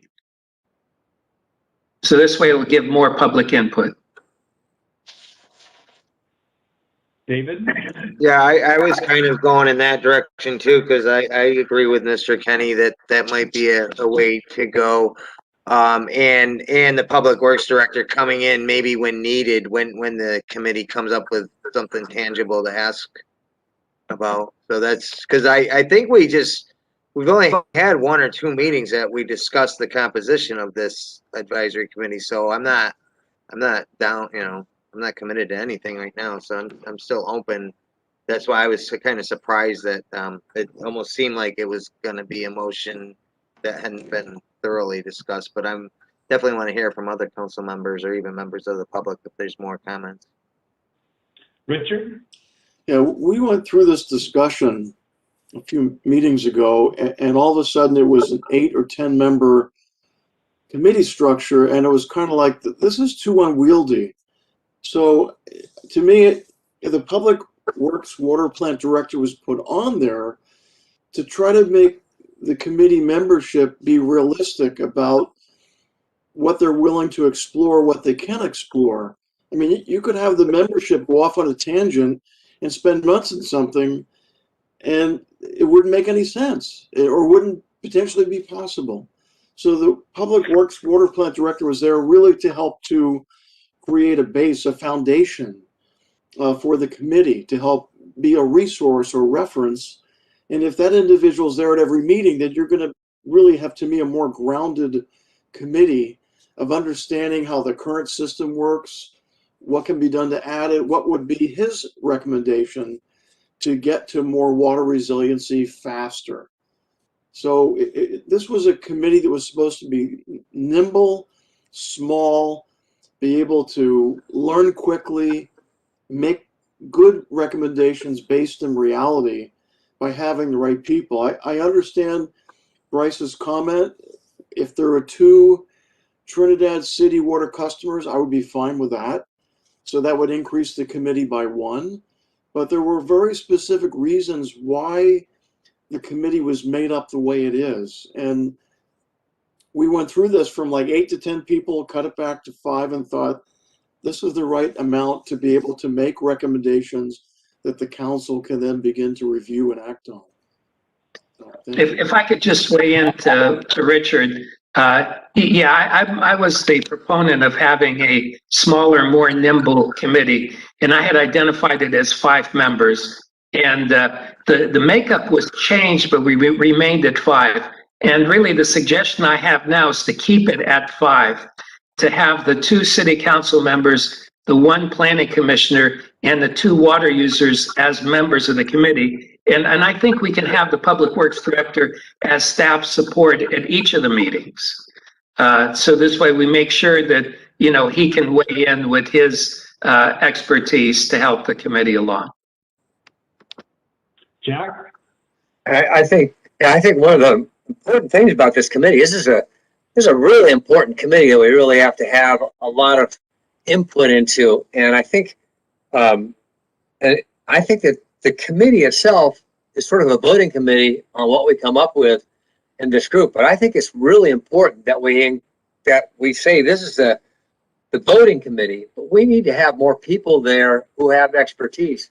I would hate to have this thing meet without Steve Madrone at least trying to get there when he can, because he's going to be a key member of understanding this. We also have West Haven input that we probably need, since we're going to be using the creek that's in the West Haven area. I think we need to make sure we understand that this Water Advisory Committee is really a committee that's going to be looking at what they get together and making decisions about it and bringing it to the council. But I think we need to really work on bringing other experts in, because as we know in our conversations, Steve Madrone has been the one that's been giving us a great deal of information about what to do. And I think he's a key person, as well as having Ryan and having our public works there, because he's going to present what he sees can happen within our water district. So I'm thinking this is a bigger group of people with this committee group that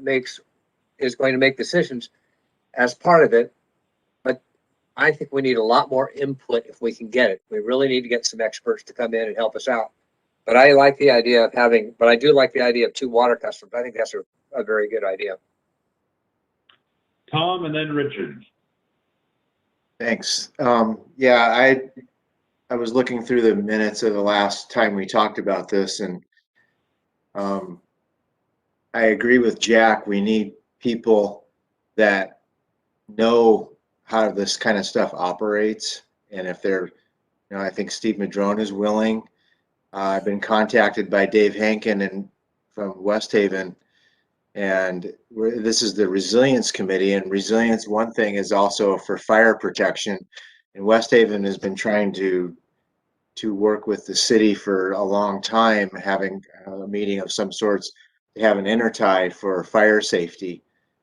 If that's going to be part of the conversations, it'd be very important to have someone who runs a system, or is president of the system, knows how these things work, and has expressed interest in this committee.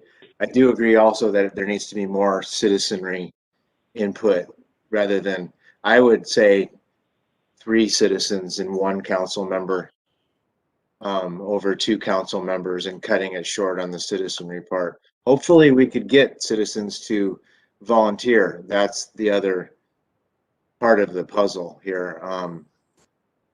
It's an important project, so I hope we could get the public to buy in and volunteer. But I do agree that I think, you use the word nimble, but I think 7 is just as nimble as 5, and it's a couple more ideas on the plate. And I voted for this composition, but it was a reluctant vote.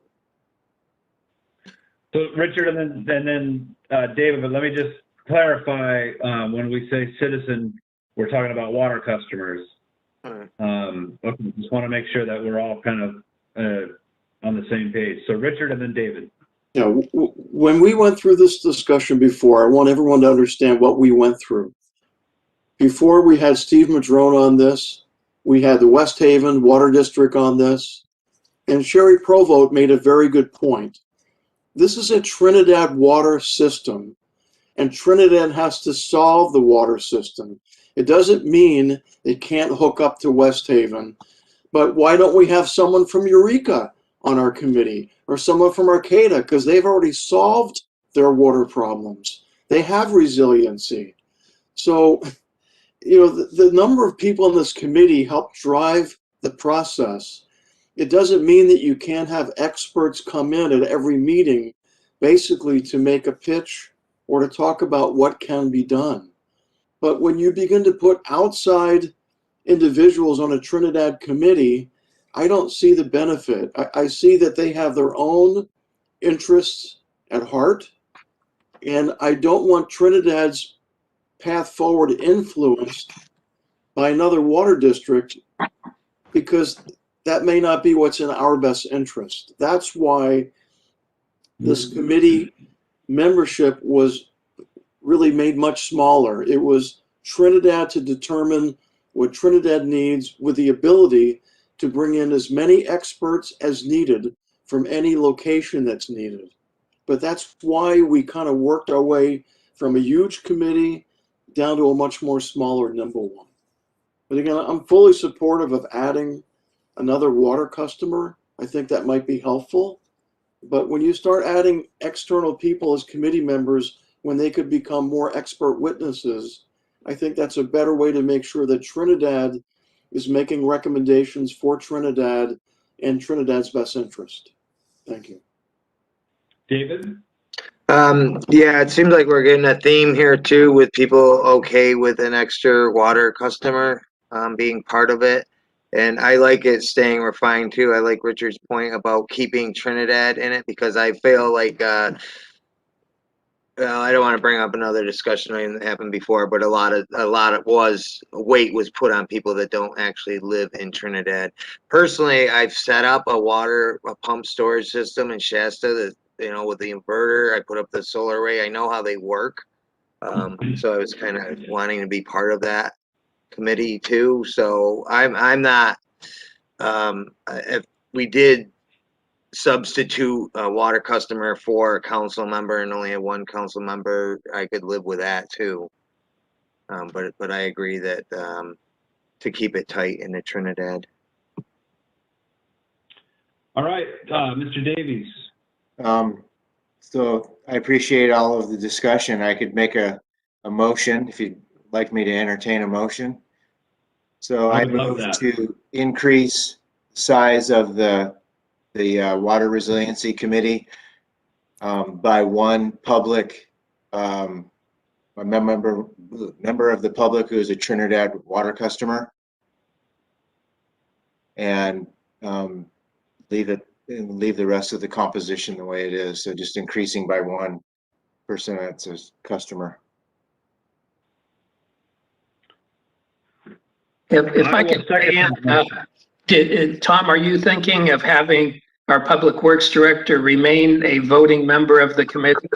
and then you have 6 people. Because my suggestion was simply to have 5 and keep the Public Works Director attending the meetings, just like Trevor, our city planner, attends the Planning Commission meetings, but she's not a voting member. So he'd be a non-voting member, and in his position would be the second water customer. So the committee would remain 5. I could agree to that. So yeah, I forgot to, I like that having him as the staff person that's advising on what's happening. So let me revise my motion. So I would like to increase the membership of the Water Resiliency Committee by 1 voting member, including a Trinidad water customer, and making the Public Works, taking away the Public Works spot and adding that as a staff spot, non-voting. I will second that motion. Sorry, I just had to do something. Gabe, can you do a roll call vote, please? Absolutely. So we've got a motion, Davies, second, Ladwig. Did I get that right? Yep. To increase the size of the water committee by adding an additional water customer for a total of 2.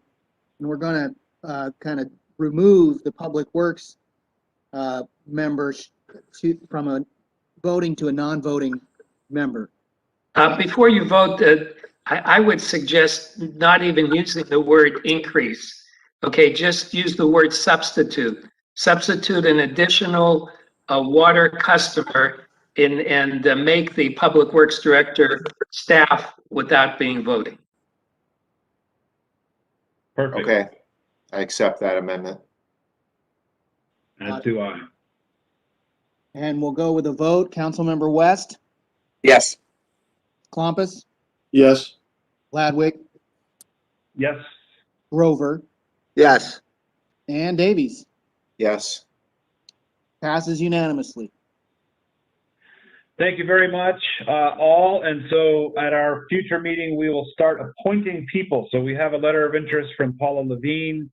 We will seek another water customer to submit their letter of interest. And also Planning Commission and City Council will be added in a future time as well. So thank you for that discussion. So could we direct staff to post this vacancy, or so it's? Yes. Yeah, to seek input to apply for being part of the Water Advisory Committee. That's a good point. Item number 7, discussion decision, Trails Advisory Committee appointment. So Eli, you want to cover this one? Sure. So on this one, we do have appointments for the Trails Committee. And so far, we have received, the Planning Commission has nominated one of their members, Aaron Henkin, to be the Planning Commission liaison in place of Cheryl Kelly, since Cheryl Kelly is going to be switching committees, and she'll actually end up on the Water Advisory Committee as the Planning Commission member. Also, at the last meeting, we had added the Churi member to the committee. And since then, we received an email from the Churi, Sarah Lindgren, indicating that Kelly Lindgren was chosen to be their representative. So we want to have her on for approval. So those are the 2 that are designated by the bodies that are identified. In addition to that, we have what's called the general public representatives. We currently have Gail Kinney as one of the representatives, and then we have a vacant position. For that vacant position, we've received 1 applicant, who is Tim Needham, and I'm hoping Tim is on the call to make himself available so that the council can ask him some questions and determine his interest in being the general public representative. So if you have any other questions, I'll help entertain those.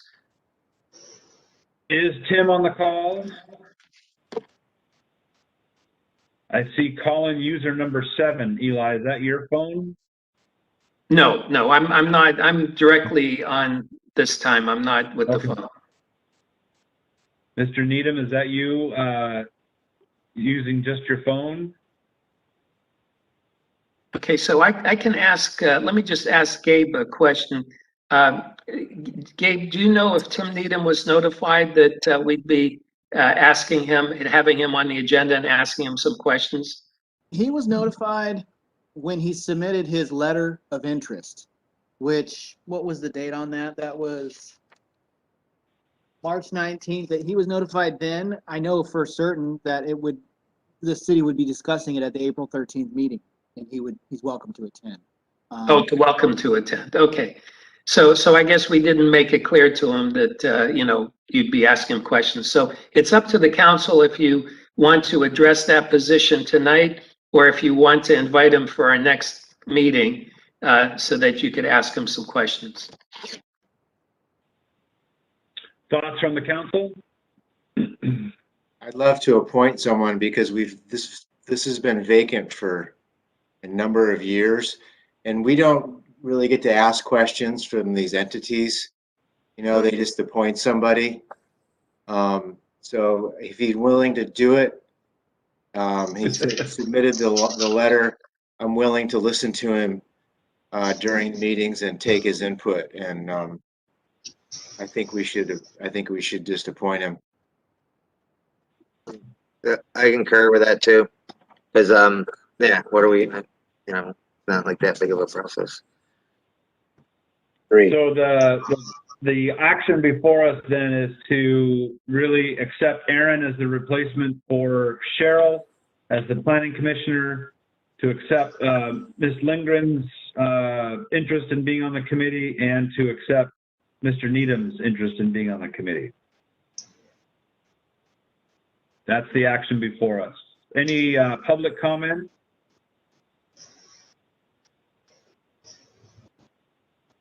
All right, moving back to the council, do we have a motion? I move to accept Planning Commission change, Shirai Ancestral Society representative, and Tim Needham to be members of the Trinidad Trails Committee. I'll second that. First and second, Davies and Grover. Gabe, can we have a roll call vote, please? Yeah, Councilmember West, Yes. Clompus, Yes. Ladwig, Yep. Grover, Yes. and Davies. Yes. Passes unanimously. Excellent. Moving on then to our second to the last item here. Well, third if you count future agenda items. The presentation update regarding fiscal year 2021 budget and upcoming fiscal year 2022 budget preparation timeline. Mr. Naffa. Okay, so we were fortunate to have the auditor give some information at the beginning of the meeting regarding the status of our finances.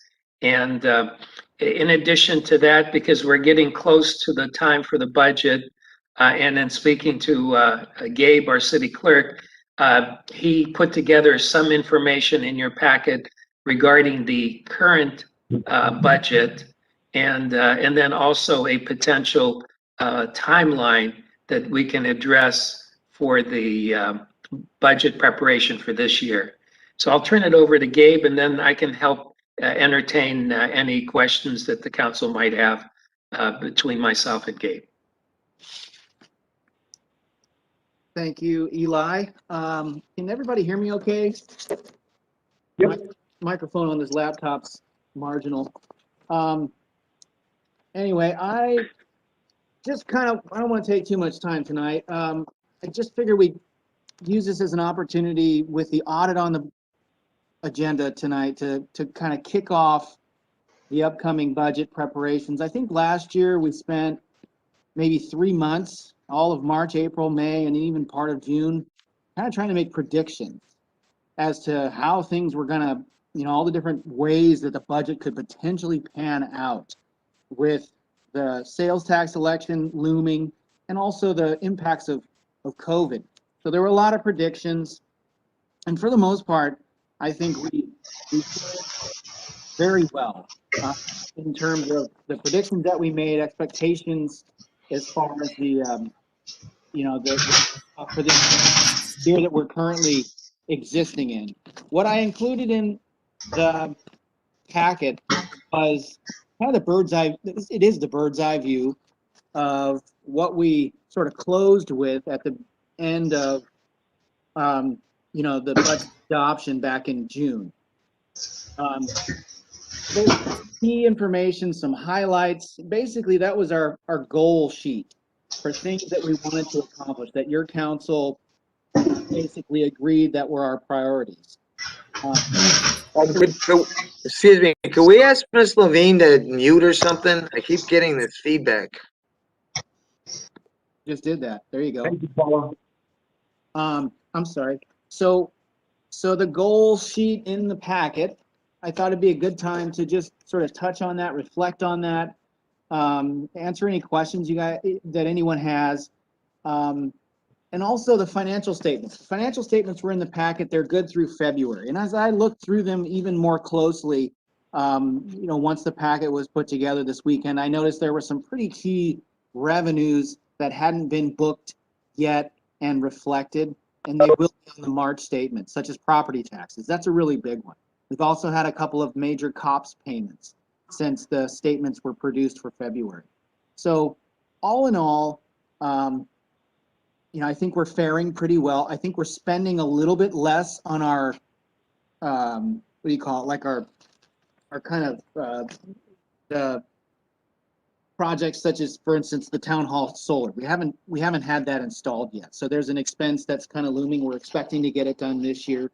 But Trinidad's hunger, I've noticed for law and order in the last couple of years, in the introduction of Russ Gans as a comparison to our last attorney, that has posed a very different variable for us budget-wise just in the last 6 months alone that we're going to have to be planning for in the near future. Same thing with our building inspector, Ross Nash.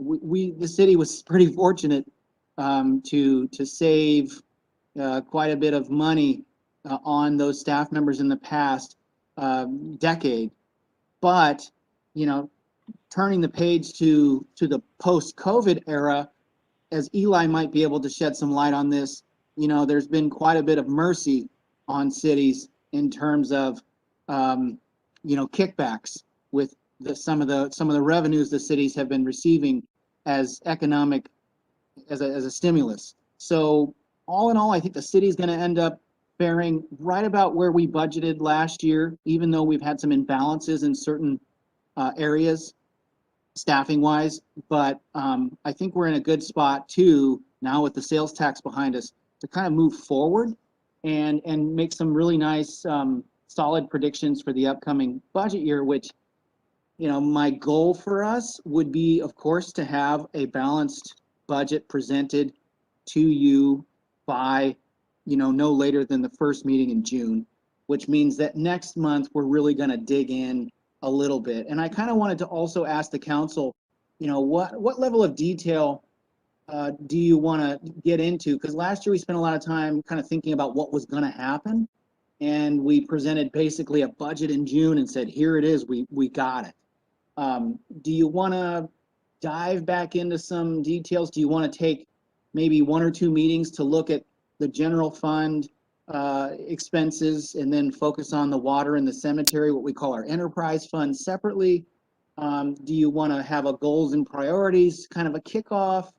Or do you want to kind of take what the auditor gave you tonight and then also learning kind of how Eli and I are able to present something to you that ends up landing pretty accurately at the end of now 2 fiscal years, and then just kind of getting an idea how we want to move forward. But with June as our goal to have a budget done, backing up I noticed the next agenda item talks about the upcoming council meeting schedule. I'm not aware exactly of what that entails, if there's some cancellations or some moving of meetings.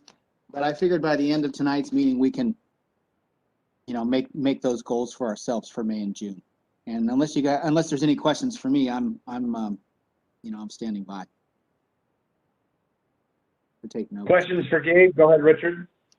Yeah, I think the system you've been using has worked. I always like to look at the big picture first, the major expenditures and the major amounts of income, to try to set a baseline of what we're looking at, comparing it to previous years. I'm looking at the information, Gabe, you have about rate adjustments, and it's nice to see the water rates have some form of adjustment potentially, that they haven't been really changed since 2018. And I know expenses have increased since that time for the city. But the system you have done for the last 2 years, at least, has been predictable and has been on the money, so to speak. So it'd be nice if we had an overall picture, then we can drill down in certain areas that perhaps show the most risk, or those areas that potentially could be modified to meet risk or mitigate risk. Thank you. I agree with you, and I think once we get our March statements, we're really going to have a much better picture of all the revenues that came in, because a lot of those revenues come in once a year. A lot of those revenues come in on a quarterly basis. So I'm right there with you, and I can take that into consideration for sure. Other thoughts or comments or questions for Gabe or Eli? I want to make one more comment if I can. Yeah. When I work with large corporations, they would adjust their budgets every quarter based on performance, and cities can't do that. But I would like to have some plan, perhaps, that you could put in, Gabe, that would look at making adjustments in the budget on a 6-month basis. So if we were to have a shortfall, that you would know ahead of time, these are things we could adjust in 6 months to kind of make sure we have a balanced budget at the end of the fiscal year. That would be helpful to me. Thank you. Got it. And we do have a mid-year budget review built into our normal city council schedule. So you even heard our auditor, I just draw a blank. What's our auditor's name? I just forgot his name. Alf Marcello? Yeah. He was saying that, that the mid-year budget review is a really useful tool. So, Richard, we generally do that. I think this last year, everything was just a little bit unorthodox, and so we'll definitely want to put that back into place. Thank you. David, did I see your hand go up or no? No, I was going to say what you just said. So. Okay. Tom? Yeah, thanks for the overview, Gabe. I appreciate being able to look at the numbers like they're laid out. I have one question under, what's it under? Rate adjustments. Do we really have, you think 30 people interested in a bench, and I don't think we even have 30 benches in town. Do we? Good question. That was an inventory that was put together by Kim and Stan Binney years ago, and we lost a few benches. That's for sure. We lost a few at the Memorial Lighthouse. I guess anywhere else, well, everything else should still be intact, but I think we lost maybe 2 at the Lighthouse location. Nevertheless, the bench policy was approved by the council. I want to say it was during, I think Susan Rotwein was the mayor at the time. That was Susan's doing, yeah. Right. And, on the rate adjustments, I just threw those out there last year just as sort of like a carrot to say, there's opportunities for improvement. Kind of like Clompus mentioned that, areas where we can make adjustments every 6 months. Well, these are areas that, for whatever reason, maybe just we're kind of overbooked time-wise with ourselves. But they're areas that certainly, if we really carved out time, we could focus on and dedicate some time to, as special projects or whatever, to these are ripe, ripe for improvements, I guess you could say. Yeah. So I was just curious if we had, if you had letters from people that were interested in this, because well, that's a lot of money no, that's for our budget. excellent question. I think the way we left it off, and I don't know if we really got to the details at the policy level, but I mean, they passed this policy and basically said, figure it out. So our idea was to, you know, do some light press, you know, for the people that bought benches and have their names on them and that had their names on them for the last 20, 30 years, you know, send out something in the newspaper, a public notice of some kind saying a policy was adopted, the city council has changed the policy, here's the policy, and if you gotta come forward if you want to keep owning those benches, and, you know, put a timeline on it. And if people don't come forward, then they're fair game, you know, and we can start over. So I know it's kind of like ripping a Band-Aid off, you know, but it for the folks that maybe thought that they paid $250 for a bench for a lifetime, but, you know, the policy was adopted and we just got to figure out how to implement it. Okay, thank you. Mm-hmm. Other questions? Jack? Just want to make sure we're looking at projections and continuing to look at things that are going to possibly disappear in the future and how we're going to cover some of those things. So we're not, you know, I mean, we can't just put benches everywhere to cover anything. We got to come up with other ideas.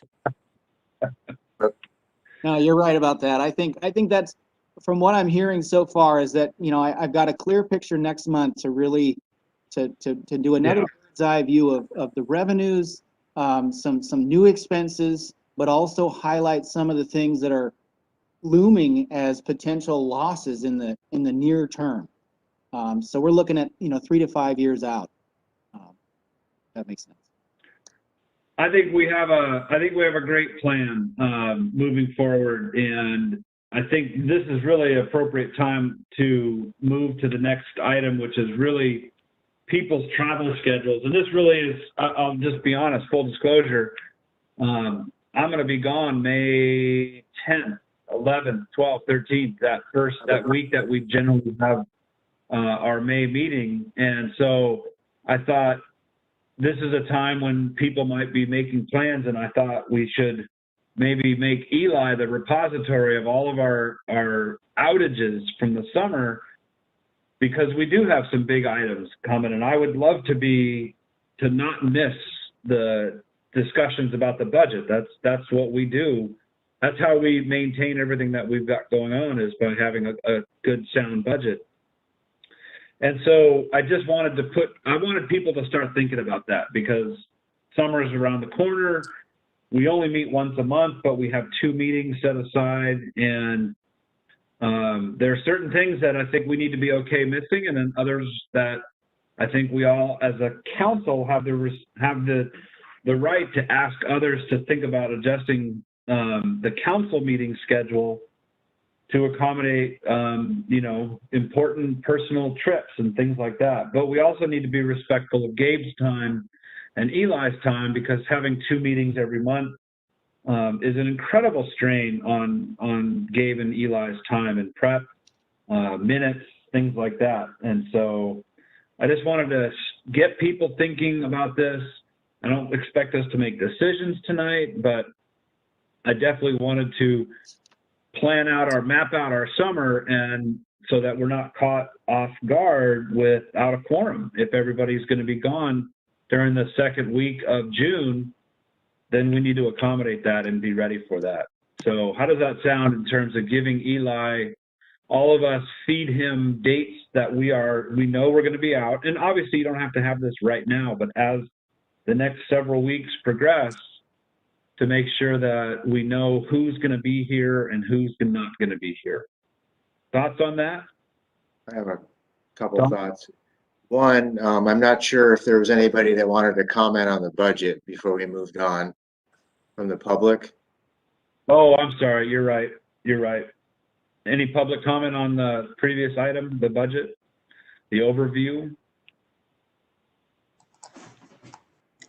Just want to say we're so lucky to have Gabe keeping such a good eye on those numbers and helping the council out so much with that. Really appreciate that. True. Right.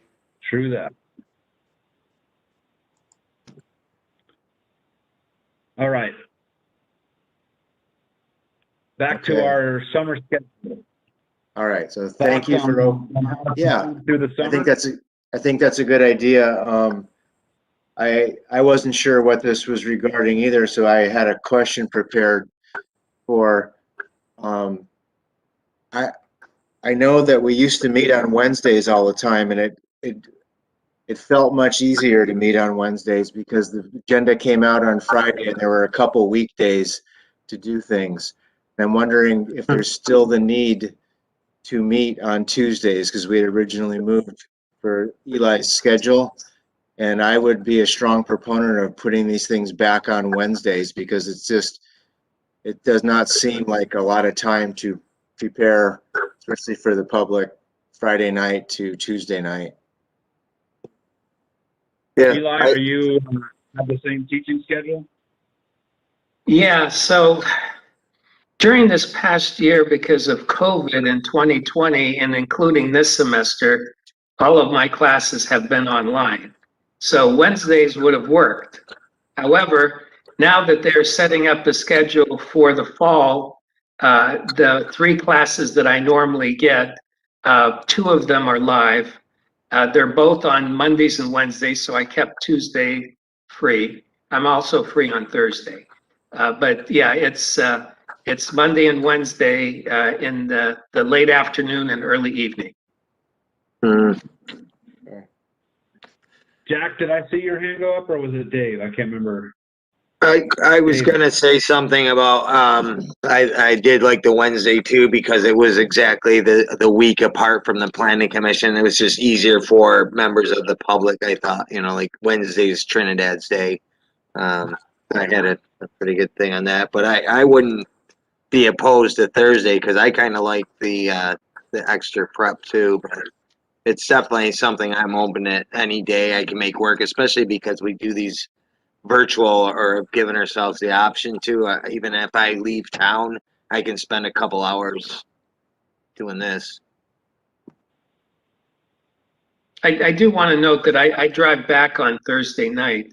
I hate to drive back too late. What happens on Thursday is sometimes if there's like either STR or Planning Commission, or if there's a special meeting of the council, we could start it at 5, end it like by 7. I could do that, but having a meeting that's running into like 9:30 now, by the time we get done at 10, I wouldn't be able to drive home then. And I think really what I was hoping for, I mean, I appreciate the discussion. It's always good to make sure we're meeting when we can get the best sort of bang for our buck, but also to have people start planning out their schedules as well. And to really minimize, I mean, I'm not opposed to meeting twice a month, but it's not really on me so much as it is on Gabe and Eli to make that happen. So we just need to think about it, and under special circumstances, it's warranted. We have the second or the fourth Tuesday of the month set aside for that second meeting. But please, please let Eli know if you have travel plans, and we will keep that in mind as we're planning our summer schedule. Jack? Just, I want to discuss the next meeting, which is your May 11th, where you will not be here. Maybe we should all decide what is the plan for that the next month. And again, I would like to be part of the budget discussion. I'm not going to hold the whole city up because of my schedule, and I know that we'll have another discussion in June. So, again, I just don't like getting surprised by stuff, and so if everybody wants to keep meeting that the second Tuesday of May, that's fine. And I'll just pick up the discussion in June. But if other people have travel plans, again, we're not going to solve that tonight, but we definitely need to plan ahead. I guess I was thinking of, should we do a May 11th or May 25th, or do we need to stay on schedule if you're not going to be here? I just want to. Like I said, I don't want to hold the budget meeting up because my experience now, this will be my 6th budget meeting, I think, or 5th anyway. We need every chance to meet and then to go back and ask Gabe and Eli to crunch some more numbers. And as we come up with different ideas, we need all the meetings that we can. So I don't want to hold anything up. Okay, good. We'll have it then. I'm for keeping our regular schedule right now because that's still, you've got, if we needed to meet again in May, and then June last year we met twice, and hopefully everybody would be around, but it's hard to, decide if you're going to be around, and just if it works out. I mean, I know it's nice to, when you're interested in something, so I appreciate you calling it out there, but it's hard to rearrange the whole month. Yeah, I guess really, Tom, really what it ends up being is, what if 3 of us have something that's going on at the same time, and we're in a crunch time? Yeah. We have some really important business to chime in on. So anyway, let's just kind of head that direction. Good to give Eli our dates for sure when we know we're going to be gone, so that can be mitigated as best we can. Yeah. Richard? We're not expected to have any face-to-face meetings. We're still talking about Zoom meetings at this point for pretty much the foreseeable future, right? If I was a betting man, I would say August would be the soonest the in-person meetings would be happening. So I'm thinking at least 3 months, at least 3 more meetings, maybe even 4. I'm in no rush to do face-to-face. Zoom meetings work. I've yet to have a chair thrown at me, so there's always a first. Yeah, you're missing out on avoiding a thrown chair. So but I think really, in all seriousness, I think August would be really ambitious to think August, more likely September. But with COVID, no one really gives a shit about predictions anyway, because they never really stand on much. So how about future agenda items for consideration for the May? So we have some stuff from tonight that we need to bring back, and other agenda items that we need to consider for the future. Well, it has been mentioned before about having my evaluation and also my contract. Last year in May, we approved my contract for 1 year. So that will be expiring in May. Thank you. So that'll be a closed session in our May meeting. Jack? I just have one that I'm concerned about, and that is what's going on with our water supply already. So I'd like to make sure we're getting information about how the water supply is, and right now, as soon as we can. Richard? Will the water shortage committee, that's the one that deals with conservation, will that be set up at the next meeting? It's not the water advisory committee, it's the other one. I think the the drought contingency water committee, I forget what you guys were called. I think you and Jack just need to, in essence, move your timeline up and do that education program that you guys were doing last year and start doing it now. I mean, be ready for it as soon as our water levels drop below a certain level. Well, that committee has to be formed.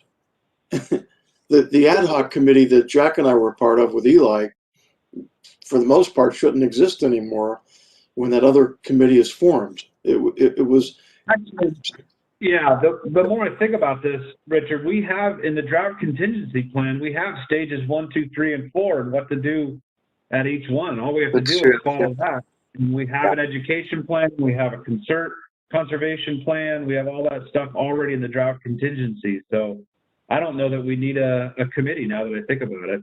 We just need to make sure that we're keeping that drought contingency, those 4 stages in mind and be active about it. So I think that's more a direction for staff to make sure that we're, you know, that we're timely with when we go into different stages, because the stages are based on water flow. It's not a guesswork, it's water flow. No, I understand. I'll work with Eli to figure this thing out.